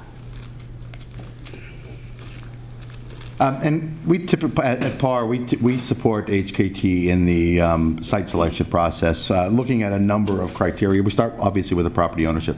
Does the city own it? In this case, would the ARA own it? Would it be under private ownership? Is that something that the city wants to take a look at to rule out up front or not? All of those are pretty important when you get down the road and deliver your final feasibility project when it comes to selling it to the community. They want to understand that you've done that due diligence all along the way. When we finally start isolating some of the sites down, obviously we take a look at all of the site constraints and the limitations. Are the setbacks or use restrictions on those properties? What are the characteristics in terms of property size? Where is it located? Is it located out on Lindsay Street near Mansfield? It's probably not going to work well for the fire department. Understanding that real quickly kind of gets it, helps us rein those properties in. Topography is always a big one, especially on a lot of the sites that we work for today. The earthwork costs, are something we really take a look at quickly and get to. We have the capability of doing borings and test pits to understand what the geotechnical is, environmental permitting, wetlands and contamination, and utilities, drainage, water, and sewer. And that's a typical project that we work on with HKT. Oftentimes we get an opportunity like this where we have a little bit more in-depth knowledge of how these specific operations in a community work. we can understand a little better about what is the equipment that the police and fire departments have. What are they looking for? What kind of public interaction do they have? Every community is a little bit different, you know, on how they interact with the public. How are we going to get them out to the main roads? How are we going to get them to the site? What's the site egress look like? How are the equipment accessing the apron? And what are the impacts to the local traffic? And obviously my favorite here, snow and ice operations. You know, those are always something that have to be considered, and we know quite well. But there's two other things that we really take a look at too, especially when it comes to planning for a community, and that's future considerations. You know, would the site be built for resiliency? Does it meet all of the existing plans in the town that they have? And does it allow for modularity? You know, can you grow? Will a public safety building be able to grow with the community as it grows and not have to go through the same process in 10 or 15 years from now when you get there too? We really think that that's really important, and that we report back. But in this particular case, local understanding, quite often I get to say to boards like this that, you know, I've sat on that side of the table before. Quite literally in this room, I have sat on that side of the table. I was a former member of the Municipal Building Commission here. I was a former member of the Conservation Commission in town too, so I really understand this community and I understand how it works. I understand the city's character very well. I understand the local traffic and the seasonal traffic issues. The top picture there is something we helped down here right outside on Park Street, understanding that, you know, just because you lay a traffic tube down there, the data that you collect from that traffic tube doesn't really give you that understanding of how it feels to be in that community. People going the wrong way down Park Street and the impacts onto the police and the fire department. You know, if you're going to site a building along that road, it's not something you're going to pick up from a traffic tube. And seasonal traffic issues, obviously the Festival of Lights, big issue here. You know, is that something that you want to locate a public safety building along Park Street that might have some impact from the Festival of Lights? It may only be 3 months a year, but again, you're not going to be able to pick those up during you know, your typical traffic review. And my favorite, really, the tight turns and the obstacles in town. You know, showing the bridge downtown here at 11-6, how that impacts. Obviously, that impacts more than just what you can see from data that you're looking at from afar.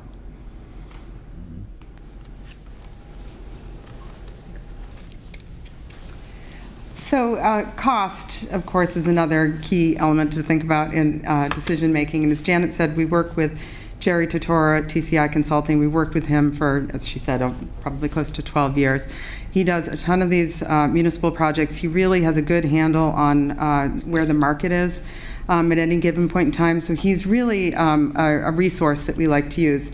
We've all heard stories about what's going on right now during the pandemic. Costs are fluctuating wildly. Supply chain issues are popping up constantly. It's unpredictable. So it's really helpful to have somebody like that who kind of knows what's going on, where things are headed, where things have been, and to advise, because you have to be looking at costs all through the project. We're going to talk early on in the design process, talk about your budget expectations early on in the meeting, and then that becomes, you know, a key criteria that we use to test the design all through the project. We want to make sure that we're preventing scope creep at every turn. It's always easy to add a little more, add a little more, add a little more, and then suddenly you have a problem. So we need to make sure that we get that under control. And part of that comes from making sure that we do really good programming early on and that we account for all of your needs, both inside the building and on the site. And we'll be looking at the site, the siting of the building, materials, all the systems, all those things, how they affect cost, and how we can make sure that we keep those costs in control. So focusing on gaining project support. So selling the project to the community is always important, and getting support. We believe it's something that you should start early on. You start right away, start talking to people. One of the best things to do is to sort of find who your champion is of the project. We can get out and speak to your public meetings, to whether it's big groups, little groups.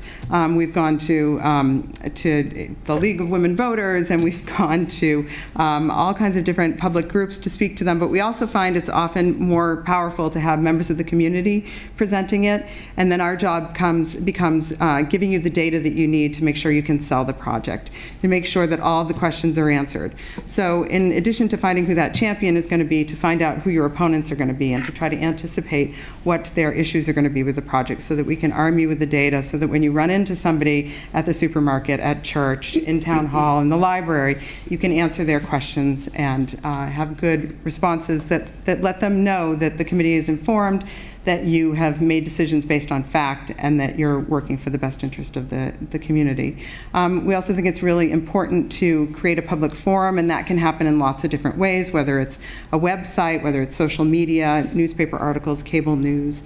We've also done brochures and mailers. We've done a lot of pack and go presentations where we put together the PowerPoint presentation and then give it to you so that you can go out into the community and speak to different groups with that. We've also done boards that you can leave in libraries or at the local dump and different places like that, so that the community can be informed wherever they go about what's going on with the project.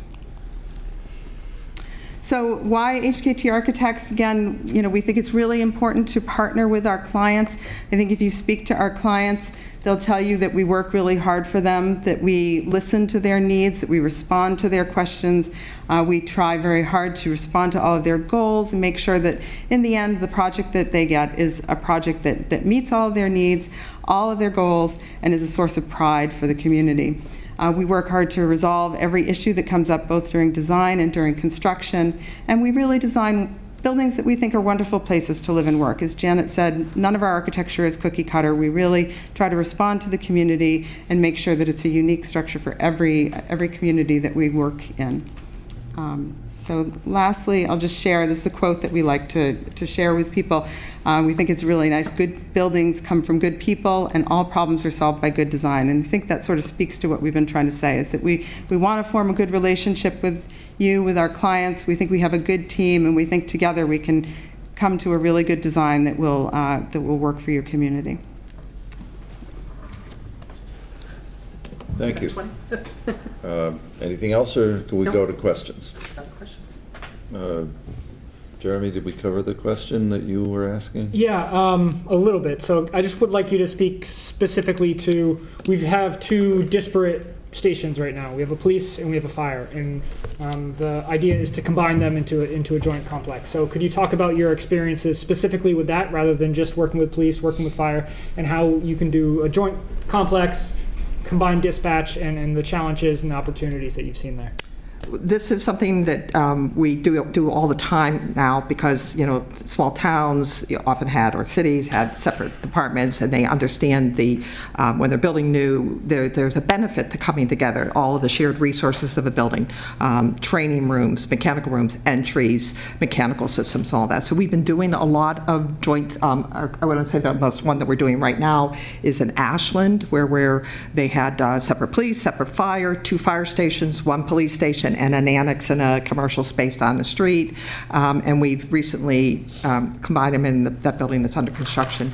And what we did when we did it with them is the way we do programming is really important. We send out questionnaires in advance to the police and the fire department, and in your case, if it's dispatch and emergency management, anybody who's going to be active in this building. And so before we come to programming, we have that information in hand, and then we come and do programming independently, and then we bring the chiefs and whoever else is going to represent the different departments together in a meeting. So that notion of joining together in a building starts at the very first step, which is really important. Instead of trying to force people to come together, I hope the chiefs get along well. I don't know. I'm looking at you. So, but sometimes it's a forced marriage, and sometimes people get along really well, and it's natural.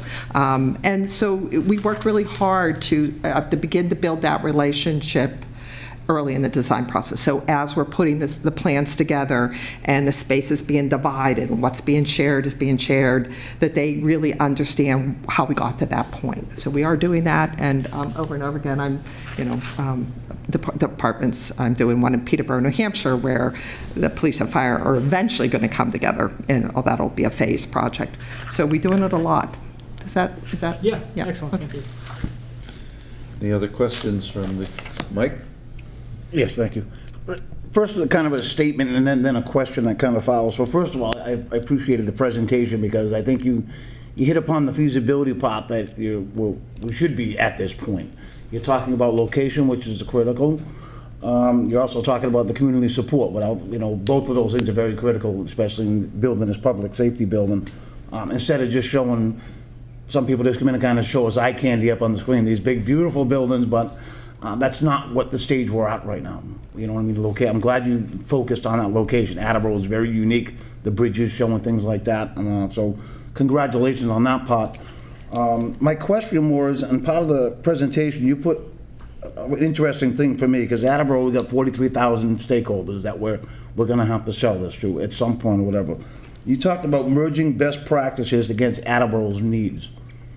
And I think that's a great statement up there, only because sometimes you have to feed somebody something they really don't want, but there's a reason for it, because we all have thousands of ideas that we're trying to think that are the best scenario for it, but past practice actually brings us into a different way. And I think COVID was a great example of that.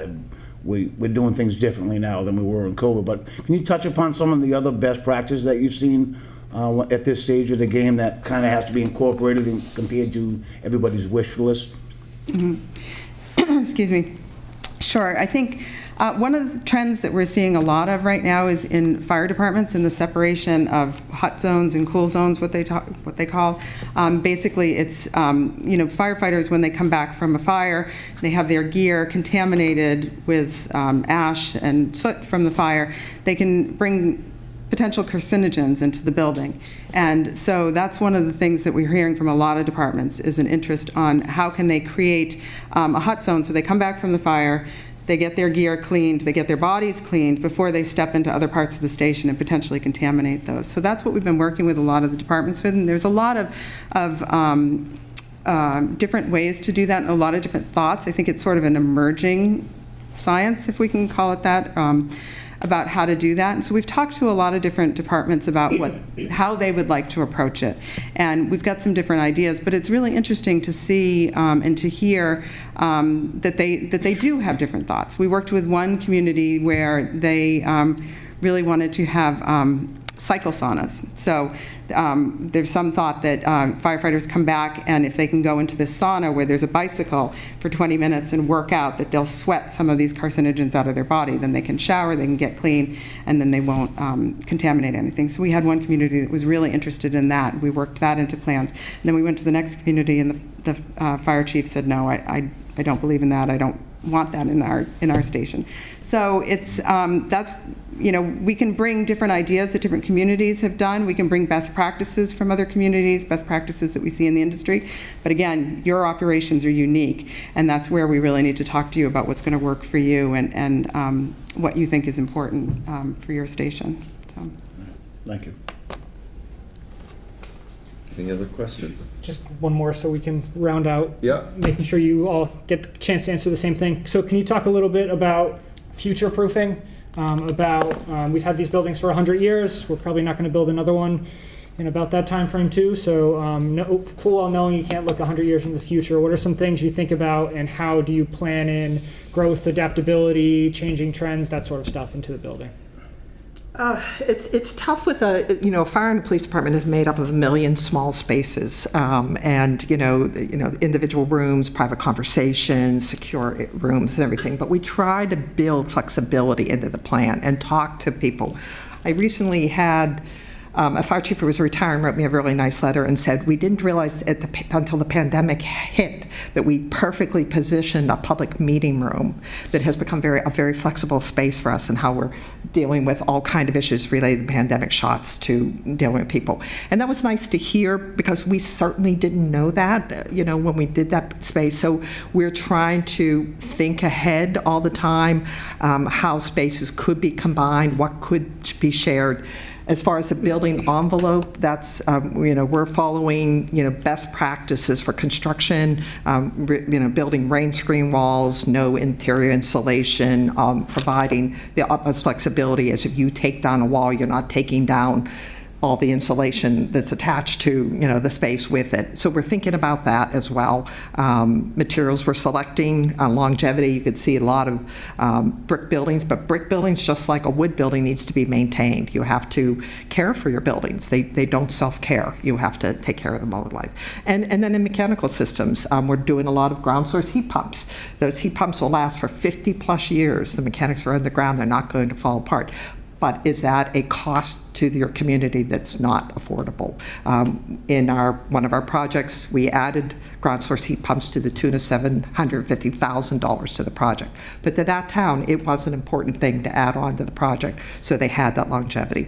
So we're thinking about that. I'm sure Lance is thinking about resiliency, the place where the building is, what potential flood zones. Yeah, and I'll give you a good example. We worked on a project, not a municipal project, but the only place they could do was add on to the end of the building there, but they hadn't planned ahead on this, so when they went to look to see how they could add on, all of the utility functions and corridors were right there and drainage structures, so it was going to cost a tremendous amount of money to be able to just add on a little addition. So we look at that from the very beginning too, trying to, how can we isolate some of the utilities and some of the more expensive items a little further away from the building to provide that modularity like I had talked about earlier.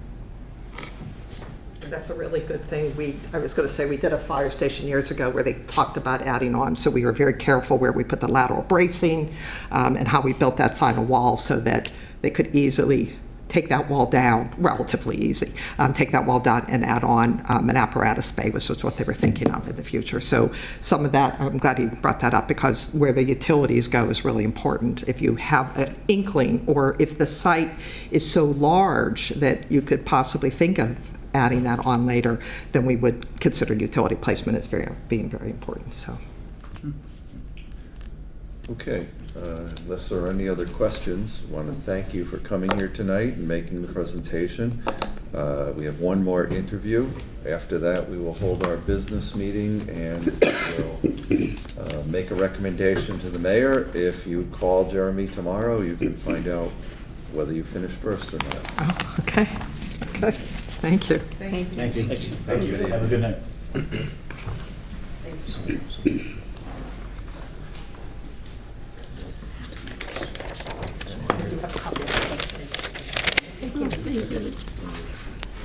Don't like to give this out too early or people start reading.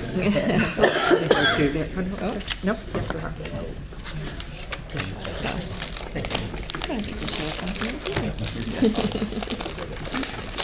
Thank you. Yeah. Yeah, Bob, the department's get along very well. Yeah, I'm actually a. Thank you very much.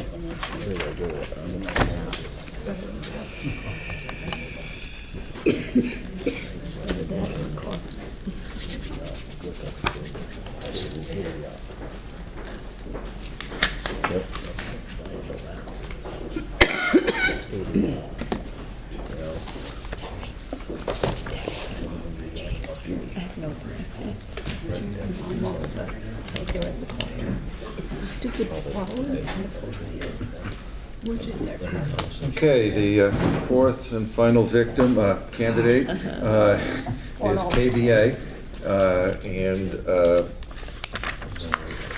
say that we are asking the most basic question to each candidate, which is why you as opposed to the other three. I'm sure you're prepared to answer that. You have about 20 minutes or so to make a presentation, about 10 minutes for questions. So have at it. All right, we ready, guys? Okay, good evening. I'm speaking into the microphone, correct? Yes, and standing, making sure all the speakers stand there because we're on television. Understood, so I'll bring everybody up. My name's Brian Soliwoda. I'm the principal architect at Castle Booz Associates. We're proud to be here and honored to be here. As you know, we are the architects for the new Attleboro High School. I want to assure you we are going to bring you the same level of service that we have been doing and performing for the city for the last 7.5 years, almost 6 years. A little bit about Castle Booz. We just don't do education. We have a two-lane highway. One side is K through 12 education, and the other part of our business is public safety, police, and fire. The map here just illustrates some of our recent public safety projects we completed. We have offices in 4 states, and all those other dots are all areas that we've done public safety. So next. What we do in the in-house capabilities, we do obviously architecture, police station programming, fire station programming, interior design, and Luke McCoy, our principal, is site planning in-house. Next. Your project team, again, I'm Brian. I'm just going to, in the essence of time, just introduce everybody.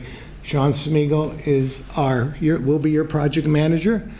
Todd Costa is a co-principal of mine. He's on the police design specialist side. Luke McCoy is here, as I mentioned. He's our landscape architect. Segwan Lee is our project designer, but right now he's on an airplane heading to Korea. And Katrina Hay will be doing interior design for you.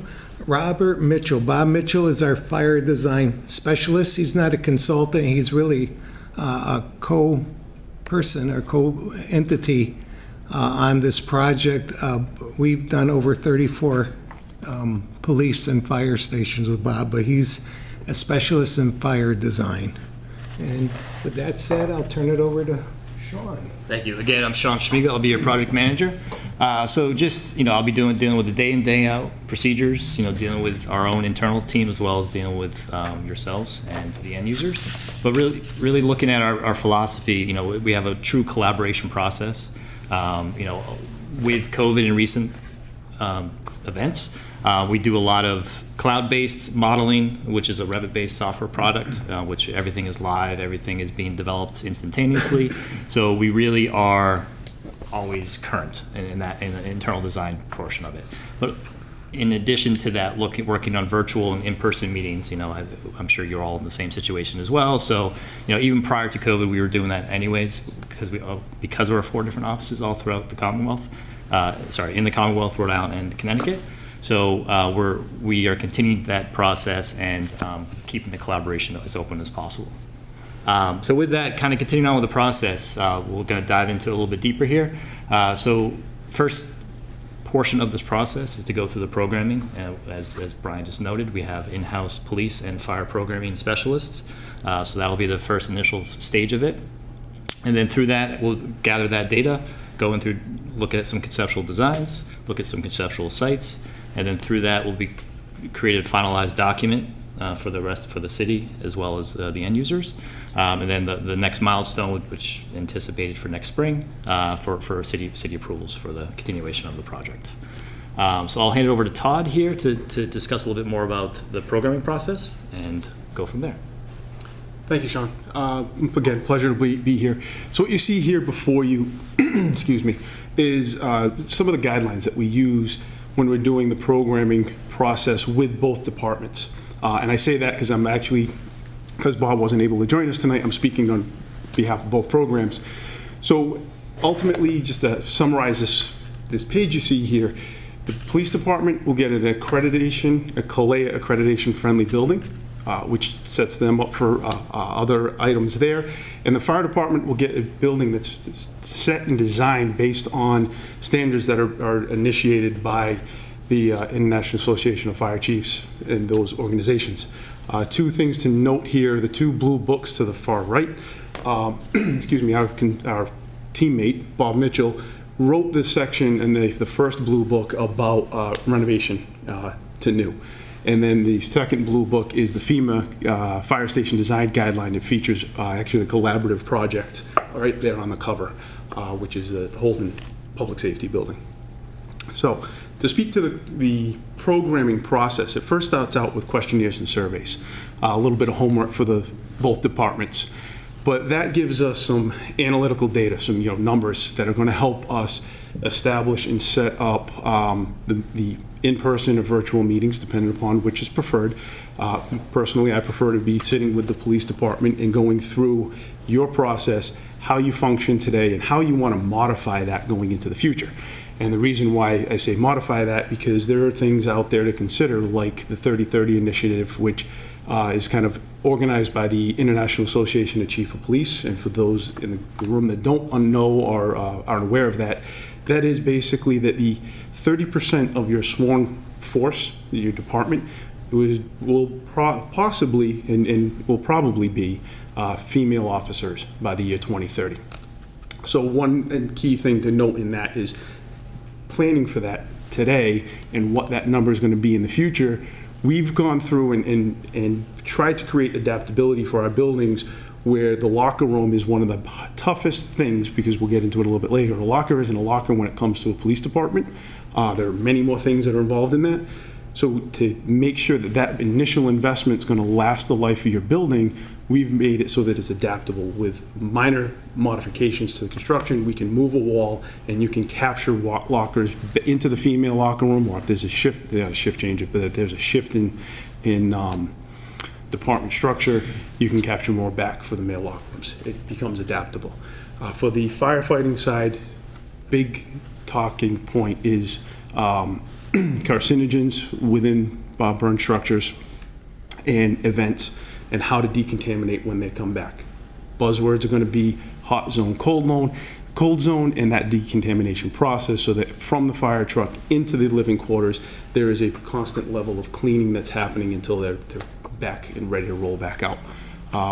To speak to gender equality within the fire department, you see here, we've devised ways, and through many iterations through Bob and our collaborative efforts, to do gender-neutral dormitories, single-occupant dormitories, an effective way, gender-neutral locker area spaces that are directly outside those dormitories, and then again, universal or unisex toilet shower facilities located directly outside of that. So you're getting the most amount of investment, or most amount of usable space for your investment. There's no idle space considered. This I'm going to try and summarize because I can go on. I sit on the International Association of Chief of Police Technology and Communications Committee. One thing the reason behind that is to be aware and to stay abreast of changing technologies and the future of law enforcement and how that affects both first responders ultimately. What this basically is trying to show here is the future is going to be, at some point in time, that there is connectivity between the officer, between the cruiser, back out to a cloud-based system, and then back to the station. How do we plan for that today? Well, we size our rooms for expansion, for adaptation. What you see here is a server room with redundant cooling, redundant battery structures, and a planned adaptability for the expansion of those equipments. Also, in the future, it's current, it's not future, it's here today, simulation training. How can you get your officers more training, real life situations, and be present and decrease operational costs for sending out, attracting other departments to come in? One of those things is simulation rooms, simulation training rooms. And we have relationships because of our involvement with the industry, with the major vendors. So we are very familiar with the difference between 100-degree, 180-degree, 300-degree training facility, what that means for your officers, what that means for your built environment. And that comes right from, the factories, the manufacturers, if you would. We can't forget about the firefighters. Obviously, it's a combined facility. We're here to talk about putting training props, putting training elements within there, so that if there is a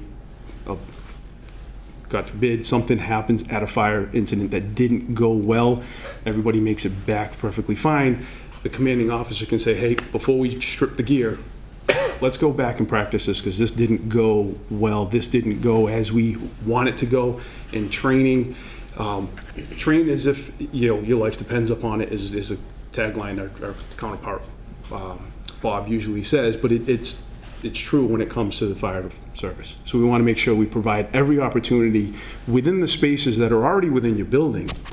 It's just a matter of, as you can see here, the middle image, excuse me, there's a training tower. It's a matter of just adding a couple of windows in there so you can get different elevations of training and things of that nature. I'm going to pass it back to Sean to continue. Yep. So in addition to programming the departments, we're also reprogramming the building itself. So really understanding the city's drive and the city's requirements for sustainability, and understanding where what's coming up in the future or what the current standards are of today, whether it's a net zero building, or electric building, geothermal, so be it. So, really working with not only the end users, the departments, but also the city to fully understand the necessities for the growth and creating the building as efficiently as possible and sustainable as possible. So by collecting all this facility programming, department programming, at the end of the day, we'll have a concrete document that will kind of be our Bible going forward for the conceptual designs and analyzing for how that is treated for the site design. So another one of our consultants is Manitou Incorporated, which is a response study analysis consultant of ours. And Luke will discuss a little bit more about that process as well as the site analysis process. Thank you, Sean. Again, Luke McCoy, landscape architect with Castle Booze. So my role will be working with the team on the overall site, looking at available sites, the feasibility for the new complex, as well as helping to develop the program for outside storage, parking, all of those items. We work hand in hand with Dr. Jennings on the response time for the fire. We want to make sure that we're looking at these possible feasibility, the sites that are feasible, and how that affects the response time for the department overall with that, and that's part of the process. Process starts, this is very similar to what we did for the high school project here within the city, is looking at available properties. We'll work with Gary in planning and also the assessor. We'll get available information on the parcels that are owned, as well as if there's a potential for purchasing private, if that's an option. We'll then go through and review those from a zoning requirement to understand the true buildability of each of those sites. It may be 20 acres, but there's only 2 acres of buildable land on it, so it's not really feasible. From there, we start to then take the program that's been developed, and we start to look at kind of how it fits within each of those sites that we feel is feasible. Things like, can we have multiple points of egress in and out? We want to make sure that the public can enter, but also the departments can get out in a separate way. We also want to look at how we're going to have secure and safe parking for the police, for the different vehicles, but also public to the front, which you don't always need for other types of development on parcels. From there, if the parcels continue to look like a viable, we'll start to lay out more of diagrammatic how they fit together, how those programs interact, where parking is going to fit, and it continues. All of that comes together where we then work with you all to define what the selection criteria is. What is most important to you? How do we rank all of these pieces of the program to figure out which site is right if we have multiple sites that it seems to fit on? Is response time really the highest priority? Is the site large enough for future expansion if you want to? Those kind of things. We put together the ranking system, go through and rank, and ultimately come out with what is the best site selection for your new facility. This also helps later on. Brian will talk about kind of talking with the public and the outreach. It shows them the process you went through and why that site really works for your department and your building. I'll turn back to Sean to talk a little bit about, now that we've kind of looked at sites and the program, how we actually do the design portion of the building to fit within Attleboro. So first off, we'd start understanding the city of Attleboro, which, we did similar process when we did the high school, but really understand the vernacular, understanding the history, the types of architecture within the city. and then looking into specific design concepts. So as the site is narrowed down or solidified, we'll look at immediate surroundings and look at some of the opportunities of collaborating with old structures to new structures. Looking at trying to adapt into that vicinity of the selected property. So this is just a quick scenario of what we did through a local project in Mansfield, working with the departments, working with the community there. There was an artifact, if you will, from a local foundry, the bell. So that was kind of a holding point for the public space. So taking that bell, utilizing hand sketches, presenting some options to the departments as well as the building committee, utilizing 3D renderings in the lower left, which I know is a little bit hard to see here, but utilizing our softwares that as we're developing this, the concepts through design and further detail, utilizing the renderings, and then the final image to the larger image to the right. Continuing with that, we also look into the interior finishes, the furnitures and equipment, because that does play a large role in project budgets. So we really strive to get as much detail within the types of finishes, not only just creating allowances for types of floor materials, wall materials, paint colors, and some higher detailed elements. We want to be able to capture those earlier on in the process so that we're not having to potentially VE them out later on in the process if budget becomes troubling or challenging. I'll let Todd talk about project schedule. Thank you. I do want to just take the opportunity to pause for a second, and I know there's a lot flying at you with all this programming discussions, but if you get the opportunity, please speak with any of our clients, the chiefs, the departments that we've worked with locally and around you. Ask them what their experience is, because it's a very thorough process that we're obviously trying to summarize very quickly here. To continue and jump right back into this project schedule. Project schedule is going to drive a bunch of things, whether it's the feasibility study or even the construction schedule. So we want to make sure that you're well aware we're here, we're partnered with you to make sure that we're going to meet those milestones and meet those deadlines and have that discussion pretty early, because duration of your construction project is going to affect your budget, right? Excuse me. So a comprehensive budget, we do hire an independent estimator that's going to come in and they're going to look at these documents and put an assessment to that the images that we provide to them based on real world numbers, what they're experiencing with other projects with us, with other projects with some of our competitors, but other projects very similar in size, very similar in structure. But comprehensive is a key word here, because we want to make sure we're accounting for a total project budget that you're going to be selling and communicating to your community. Part of that total comprehensive budget is things like utility back charges, all the equipment that we've been discussing. What does that mean to the budget line items? Furniture, if there's anything that's capable of being brought over from the existing departments, we want to make sure we consider that. If it's not, then we want to make sure that there's a number value for an all new, fit out of the station. It's all key elements. The other thing is soft costs. What is the OPM and things of that nature? That's going to give you your total project cost. We want to make sure that you're fully aware of that and understand that as we go into it. All right. And of course, we're going to do a feasibility study to you, but we have to be your partner and help you communicate the need for this project to the city. And things have changed since COVID. We're doing communication a lot differently. But it's basically the basics are there. We want to give you the tools to help you communicate properly.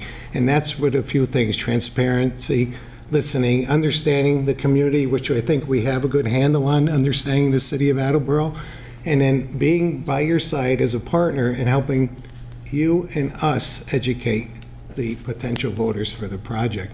A number of different things that we do. Obviously, social media. We want to create a website for you, and that will become part of the project from the start to the finish. And we'll put in updates, show what we're doing. It's really about being transparent and bringing everybody along to understand this project. So when you do go to an override or whatever happens, people will not have many questions. And if we do get questions in public forums, we make sure we take the time within a quick period to answer those and post them on the website. We found that's very successful, and we've done it before for you. So what's the process? We have, obviously we're thinking ahead. We know we're here for a feasibility study, but we'd love to continue on and do the design and construction through project completion. We will give you enough information in that feasibility study. Plus with COVID, supply chain issues, things that build in enough redundancy, but not being crazy about the budget cost estimate for the project. And then give it to your final thing. And that's it, Luke. What's next? So you asked Jack, why Castle Booze? Well, we think we're best at what we do. Castle Booze only does two things: education, one division, and public safety, and that's all we do. We're right up the road from you, 15 minutes away. We know you. I think you've seen us how we are a true teammate to the city, the OPM and the construction managers. We know the city, we know the departments. Luke knows how to do planning. We know the building committee. So we really think we are the team for your future project. And with that, I thank you, and we want to turn it over if there's any questions. Jeremy? Yeah. So thank you for coming in, gentlemen. Can you talk a little bit about the challenges or the opportunities in taking what we have as two disparate buildings and placing it into one facility? So talk a little bit about your experiences in doing that versus constructing standalone facilities for either police and fire, and what are some of the challenges and opportunities and stuff like that? Sure. Thank you. Excellent question. So, ultimately, if I can paraphrase it, kind of what's the economy of scale as opposed to two buildings as opposed to one? There are obviously two separate departments, police and fire, but there is some similarities in both programs. So you can eliminate redundancy as opposed to the two separate buildings. The other piece, the economy of scale, it gets into the mechanical systems, your electrical supply, things of that nature, where it starts to kind of not exponentially scale up, but it does allow you to right fit those elements. So you do get a good cost savings.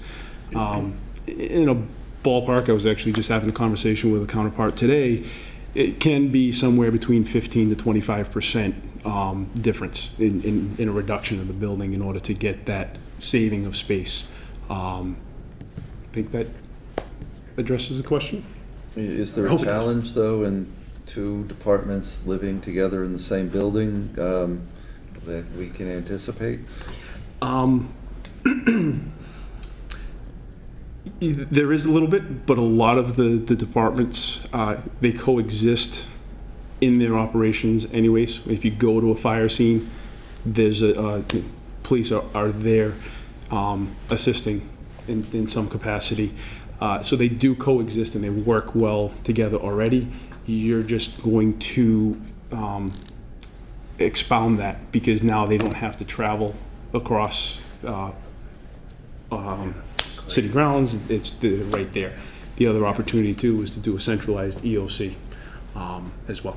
Yeah, I think the other challenge, and we know the city has limited parcels that are potentially large enough. When you have two combined, we have much more site. We're trying to fit the staff to be able to park, the public plus all the equipment, whereas if they're separate, they may be smaller sites. So that's something that we'll have to just work through, where the sites are and can we fit everything on. And we've been able to make it work. We were actually just talking, I think, we have 3 projects that went through, the study phase, but now it actually turned into projects out of that whole list you've seen. So. Sharing with the public and things like that. Yes. Right. Sharing of spaces. Sharing spaces. I mentioned that in the EOC, an EOC can actually become a multifunctional room. Sorry, I live in a world of acronyms because I work with departments. Emergency Operations Center. It's ingrained, sorry. Is that the common dispatch? No, that's not the common dispatch, but that is another opportunity where bringing that together can very easily become more effective and efficient use of space. And especially from the RFQ, thinking regional dispatch, there's another opportunity there for not a huge growth in space, but a very small growth in space that's going to serve and provide almost a source of income to the community as well. But sorry to jump back to the Emergency Operations Center. So the Emergency Operations Center is something that gets, as the terms used, stood up in an event. It could be a weather event, could be an emergency, a hurricane, whatever. That is usually a fairly large, could be something similar to this. It could be utilized as a community engagement function located close to the lobby. They could be used by members of the community for Boy Scouts, Girl Scouts, you name it, any number of things. But it also functions as a training center for both departments, all through just simple scheduling. Now you have a decent sized room that doesn't have to be redundant in 2 locations. And it can serve one building, and some of it potentially co-serve, meaning both police and fire can train in certain classes at the same time. Jeremy, do you have any other common questions to? Yeah, just the last one that we've been asking folks. You spoke a little bit about planning for the future in your communications, but as we think about what public safety operations and their physical space is going to look like, need over the next 20, 50, 70 years, what are some things that you are thinking about to future-proof the building or to allow us modifications going forward? Just as an aside, our facilities are basically 100 years old, and we're expecting not to be able to build another one for another 100 years. So talk about, you did the 30-30, right? I did the 30-30, yes. Yeah. So yes, to future-proof, future-proof is always, where we try to be problem solvers, accept the challenge. How far are we going to look forward? Part of it is materials that you use. Making something that is modifiable, giving you the adaptability, as we talked about with the locker room. I failed, unfortunately, to touch upon it. A locker room isn't just a locker room, or a locker isn't just a locker. When you think about, especially for law enforcement, a locker room houses not only, as people would typically think for like a high school or a gymnasium, their clothing. The officers usually store their firearms there. They store flashlights and charge flashlights. So we're talking about electricity. We're talking about a sizable amount of gear. And you also got to think about the Kevlar vests that the city is investing in for the officers. There is a life expectancy if they hold moisture. Everybody, when they wear a vest, sweats, it collects in there. So we actually ventilate the entire locker room through the locker. That draws the moisture off the vest, prolongs the life of that piece of equipment that's an investment. The reason why I bring that up, as we talked about with that adaptability, you think about all of these elements that are in place within this locker and designing something that with very minimal change, a stud wall, if you would, metal stud, wood stud, can get moved much easier than you can move electrical, mechanical, and data. I mean, data is one of the things that is coming into every aspect of the built environment for both departments. Don't disappear. Still, there's some thinking about. That's why we talked about having in-house interior design, as we talk about the finishes and the furniture too. One of the recent was working with Milford. They had a smaller detective group, but knew that it was going to grow, but didn't know when the funding was. So we worked with our in-house interior designers to make sure that the furniture and the way that the cubicles and the offices were set was that they could fit. I think it was 6 to start, but grow to, I think it was 12 in the future. So things like that, where you're not actually modifying the building, you're just changing how the interior furniture is arranged or buying new, which is much less. The other is much larger of a thought process, is looking at the site. A lot of these studies, we look at larger square foot buildings, or how can we add an addition in the future, and we design that into that feasibility study. So we may have a floor plan for the building, but we also show where future expansion of additions or things like that can go. A lot of times it's a firing range, or it's an apparatus, or it's on-site training, and we'll show those so that the long-term goal is planned for in that early on conceptual site, and then you all can decide on the phasing of if it all happens at once, or it's built over 10 years, 20 years, whatever it is. But we want to hear all of that during the programming so we can fit it and then decide what does move forward with the project. Thank you. Any other, Mike? Yeah, just more of a comment on this. I mean, obviously, your reputation precedes you. I mean, these guys have known for doing great work all through New England, especially on public safety buildings. But I think it's important for the rest of the committee to know that, we heard it earlier in another presentation about the old bait and switch program that they'll do. They'll show you a design team, and then when you actually try to get in touch with them, they're no longer working on it. They have somebody that is lower on the totem pole, but that's not true in KBA. I can tell you as a personal experience, we had design issues with the new high school, especially the roadway or whatever, and it happened to be Joe Milano. But I could call Joe directly. He would answer his phone. We may not have agreed right off the bat on what that design flow may have been. With Joe. But it's just very important. They stood by. The persons that we were supposed to contact answered their phone, got back in touch with them. We met. We solved the problems within a matter of a couple of hours, and that's just more of a feather in your cap. I mean, that's just really, you don't hear much about that anymore. You meet somebody once or twice, and as the job progresses, they usually hand that down, but that's not what KBA does. These aren't just the pretty faces here. These are the guys, the experts that on the public safety side, and these are the guys. And which guy is the Craig Olson? The Craig Olson is It a would be combination Sean. of me plus the project architect. Yeah. We're not quite at that stage yet, but it'll be a combination of myself, a little bit of Segwan. Yeah. The Craig Olson is into more of design development. Yeah. A little bit farther down the road, but I'm here to stay from feasibility to see end of the ribbon cutting. Yeah, and as far as the principal, he's the guy in charge. So if you're always something happens, you call me, but you call him. But he's the knowledge, 24 years of public safety for the firm. So he's the one. And of course, Luke is another principal of the firm, and Luke is 21 years I've worked with him. And he's the guy who developed the site and make sure things work. And again, it's you. We're a team. That's what I'm trying to convey. We're doing this together. It's a team for success. We have to be true teammates, and I think we can be. And I think that's what we did mention is the reason I asked that was simply that whenever we make a choice, we want to make sure we get the A team rather than the B team or the C team. So are you telling us that that's the A team? I have the A team, Jack. You have the A team. I know better. I know better to bring a C team to the city of Attleboro because I know I would hear about it, and we would never do that to you. Okay, thank you. Any other questions?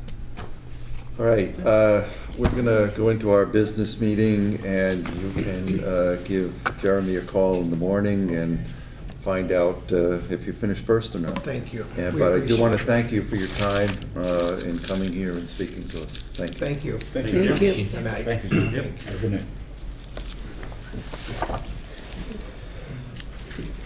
Thank you.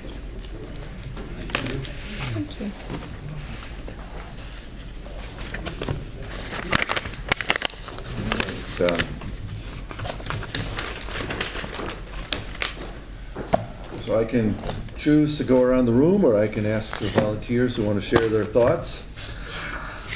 Anybody raising their hand?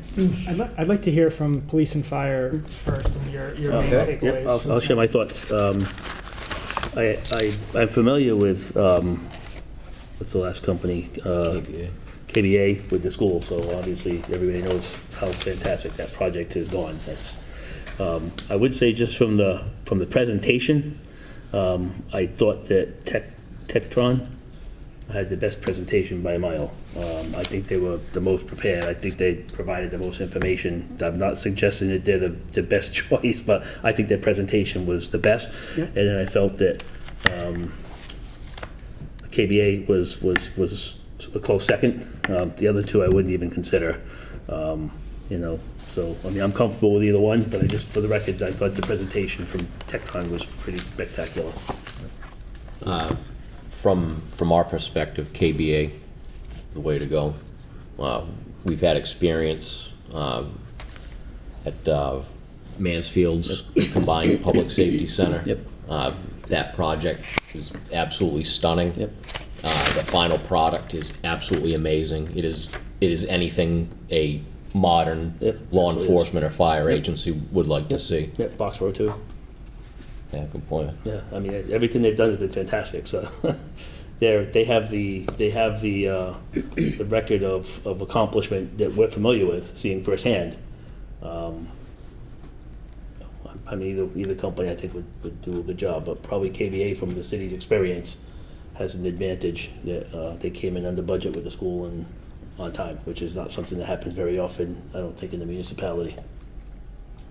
Well, we always are on time and under budget, Chief.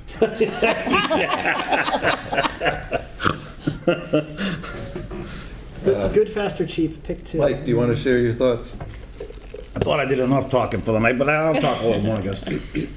So I actually ranked them in the reverse of what they gave their presentation. I gave KBA number 3. I gave, I'm sorry, I don't get my glasses on. HKT number 2 for the reason they touched upon a lot of local aspects of it, knowledge of local things, and obviously with Mr. Hill being part of the group, he has that knowledge. But still, I think that's very important because Attleboro has a lot of different little things. Our bridges are a big issue, especially when it comes to the fire apparatuses and stuff. So that's why I rated them. I think Tectron did a good job on their presentation, but I just liked HKT's as their local thing. As far as the first company that came, not very impressed at all. I thought they were a little unprepared. And it's certainly not somebody I'd be comfortable walking with. But the main reason I gave KBA their thing is not so much their presentation tonight as much as their past performances with Attleboro. And just looking at the public safety complexes they put up all over New England, they're all like award-winning complexes. So I'd have to give them that grade. Thank you. Andrew? I ranked Bolero with 0 points, Tecton with 2 points, HKT with 1, and KBA with 3. I thought Tecton's presentation was great. They demonstrated how they work together as a team, and you could see in their presentation that they were communicating on the side and, working together. Then KBA came and gave their presentation. Again, they work well. They showed they work as a team. Then going through and seeing that they've worked locally and very locally, as the fire department's mentioned. Also, they mentioned go and speak with other police chiefs and see what they think. Right. So they know that their clients respect them. Mm-hmm. And that also goes with what Chief Hagney had spoken to us last week about, that KBA is a strong provider and will be able to provide the city with the services that we need.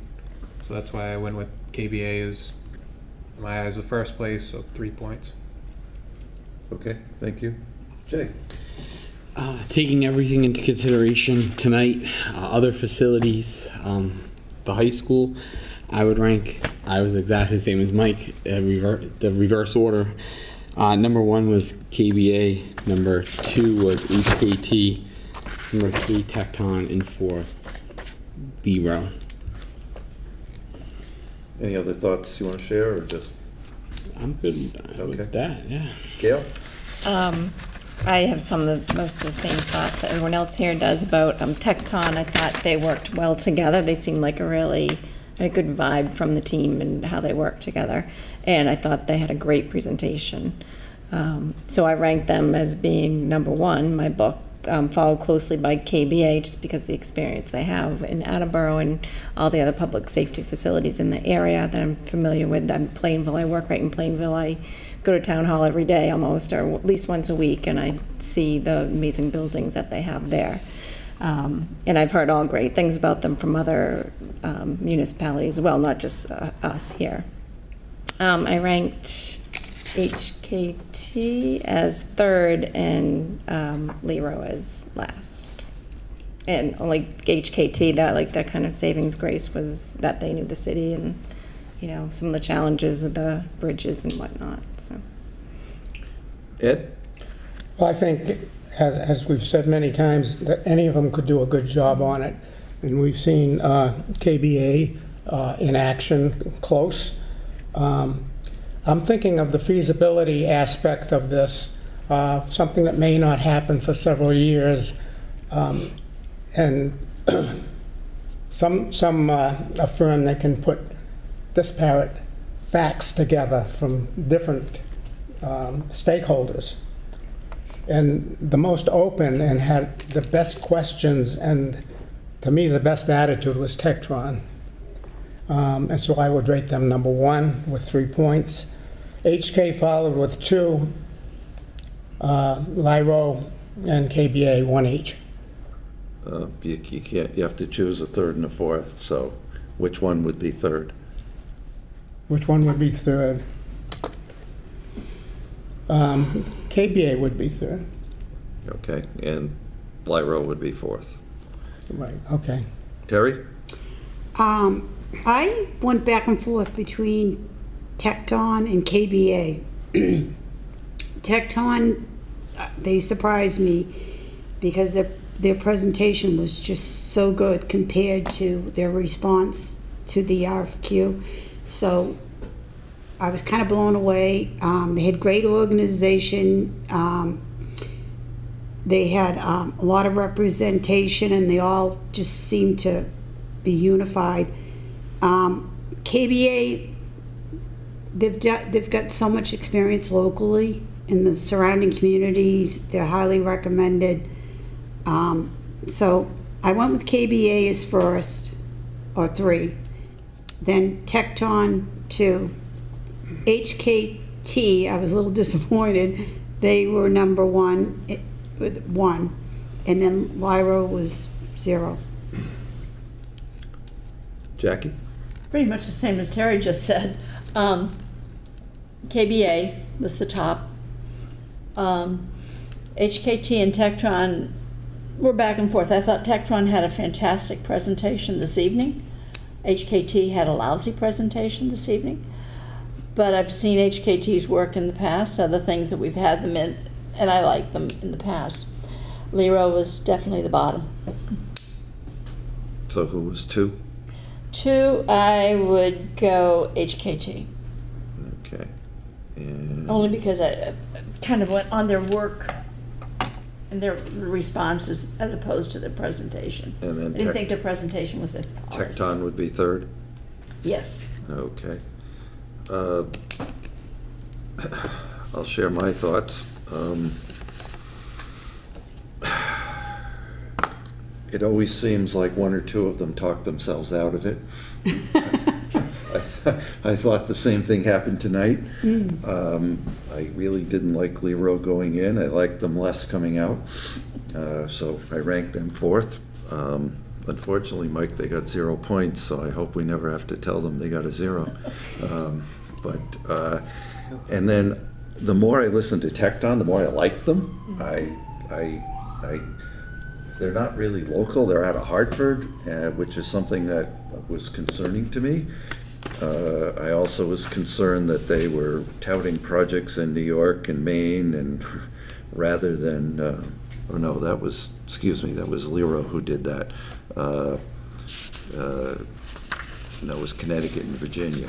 But I really was impressed by them very much, and they were my 3rd place going in. They became my 2nd place coming out, and so I just thought HKT had a terrible presentation, so I gave them 1, and I gave Tecton 2.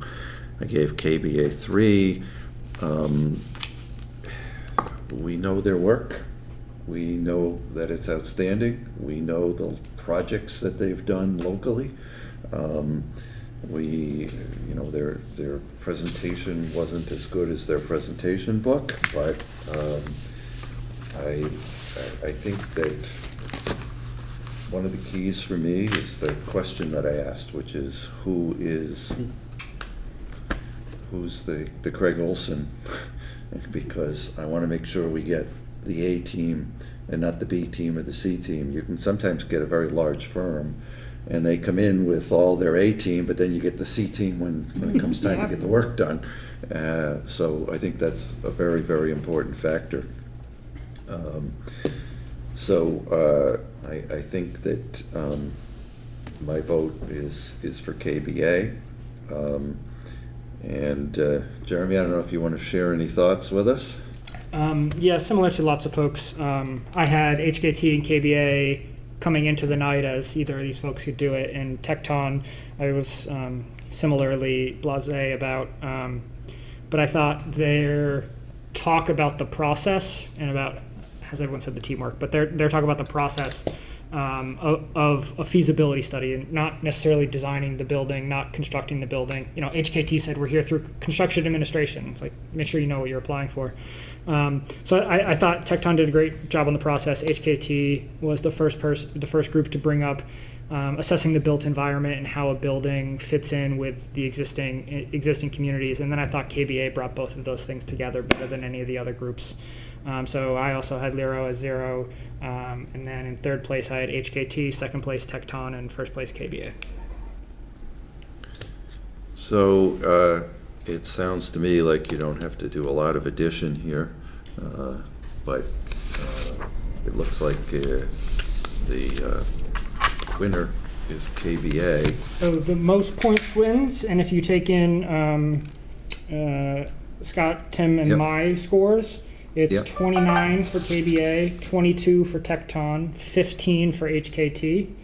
And if you don't take in our scores, it's the same order. It's 22 for KBA, 15 for Tecton, and 13 for HKT. So therefore, our recommendation would be to recommend to the mayor to negotiate a contract with KBA, with Tecton as being the backup if we are unable to negotiate a contract. Does anybody have anything else they want to add? Then Jackie? Move to adjourn. Second. No, you gotta vote first. You gotta recommend. I gotta vote first. You gotta vote first to recommend KBA first and Tecton second. So moved. Harry? Second. Any further discussion? All those in favor? Aye. It passes unanimously. So before we go, I just want to remind you all that next week, we have the school building committee on the 15th, and that's in the Cito room for the last time. It looks likely that we will be meeting at our July 13th meeting in the new high school. Wow. As I understand, Ed has had some conversations recently, and the cutover... I wouldn't count too much on the 13th from what they're saying about having that ready for you for that. But gee, I was told at the meeting this morning that they thought that you were going to start the cutover on the 8th, and that... Yeah, they are, and they've got everything they need to do the job. Yeah. And they're really hitting it. But when the 13th was mentioned, they were a little uncomfortable with that. Okay, well, that's to be determined. Yes, it could be determined. July 13th will be somewhere. Right.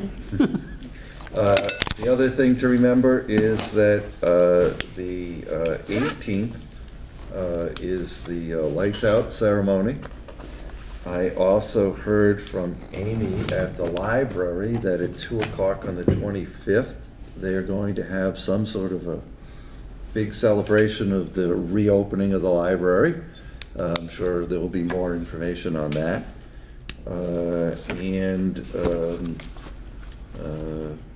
Other than that, I think our next meeting then is July 6th, right, Jeremy? Yep. So, everyone, I want to thank you again for the time and effort that you all put in to do this. I think we've made the right choice. So now the motion is in order. Move to adjourn. Second. All those in favor? Aye. 15-ish or whatever it is.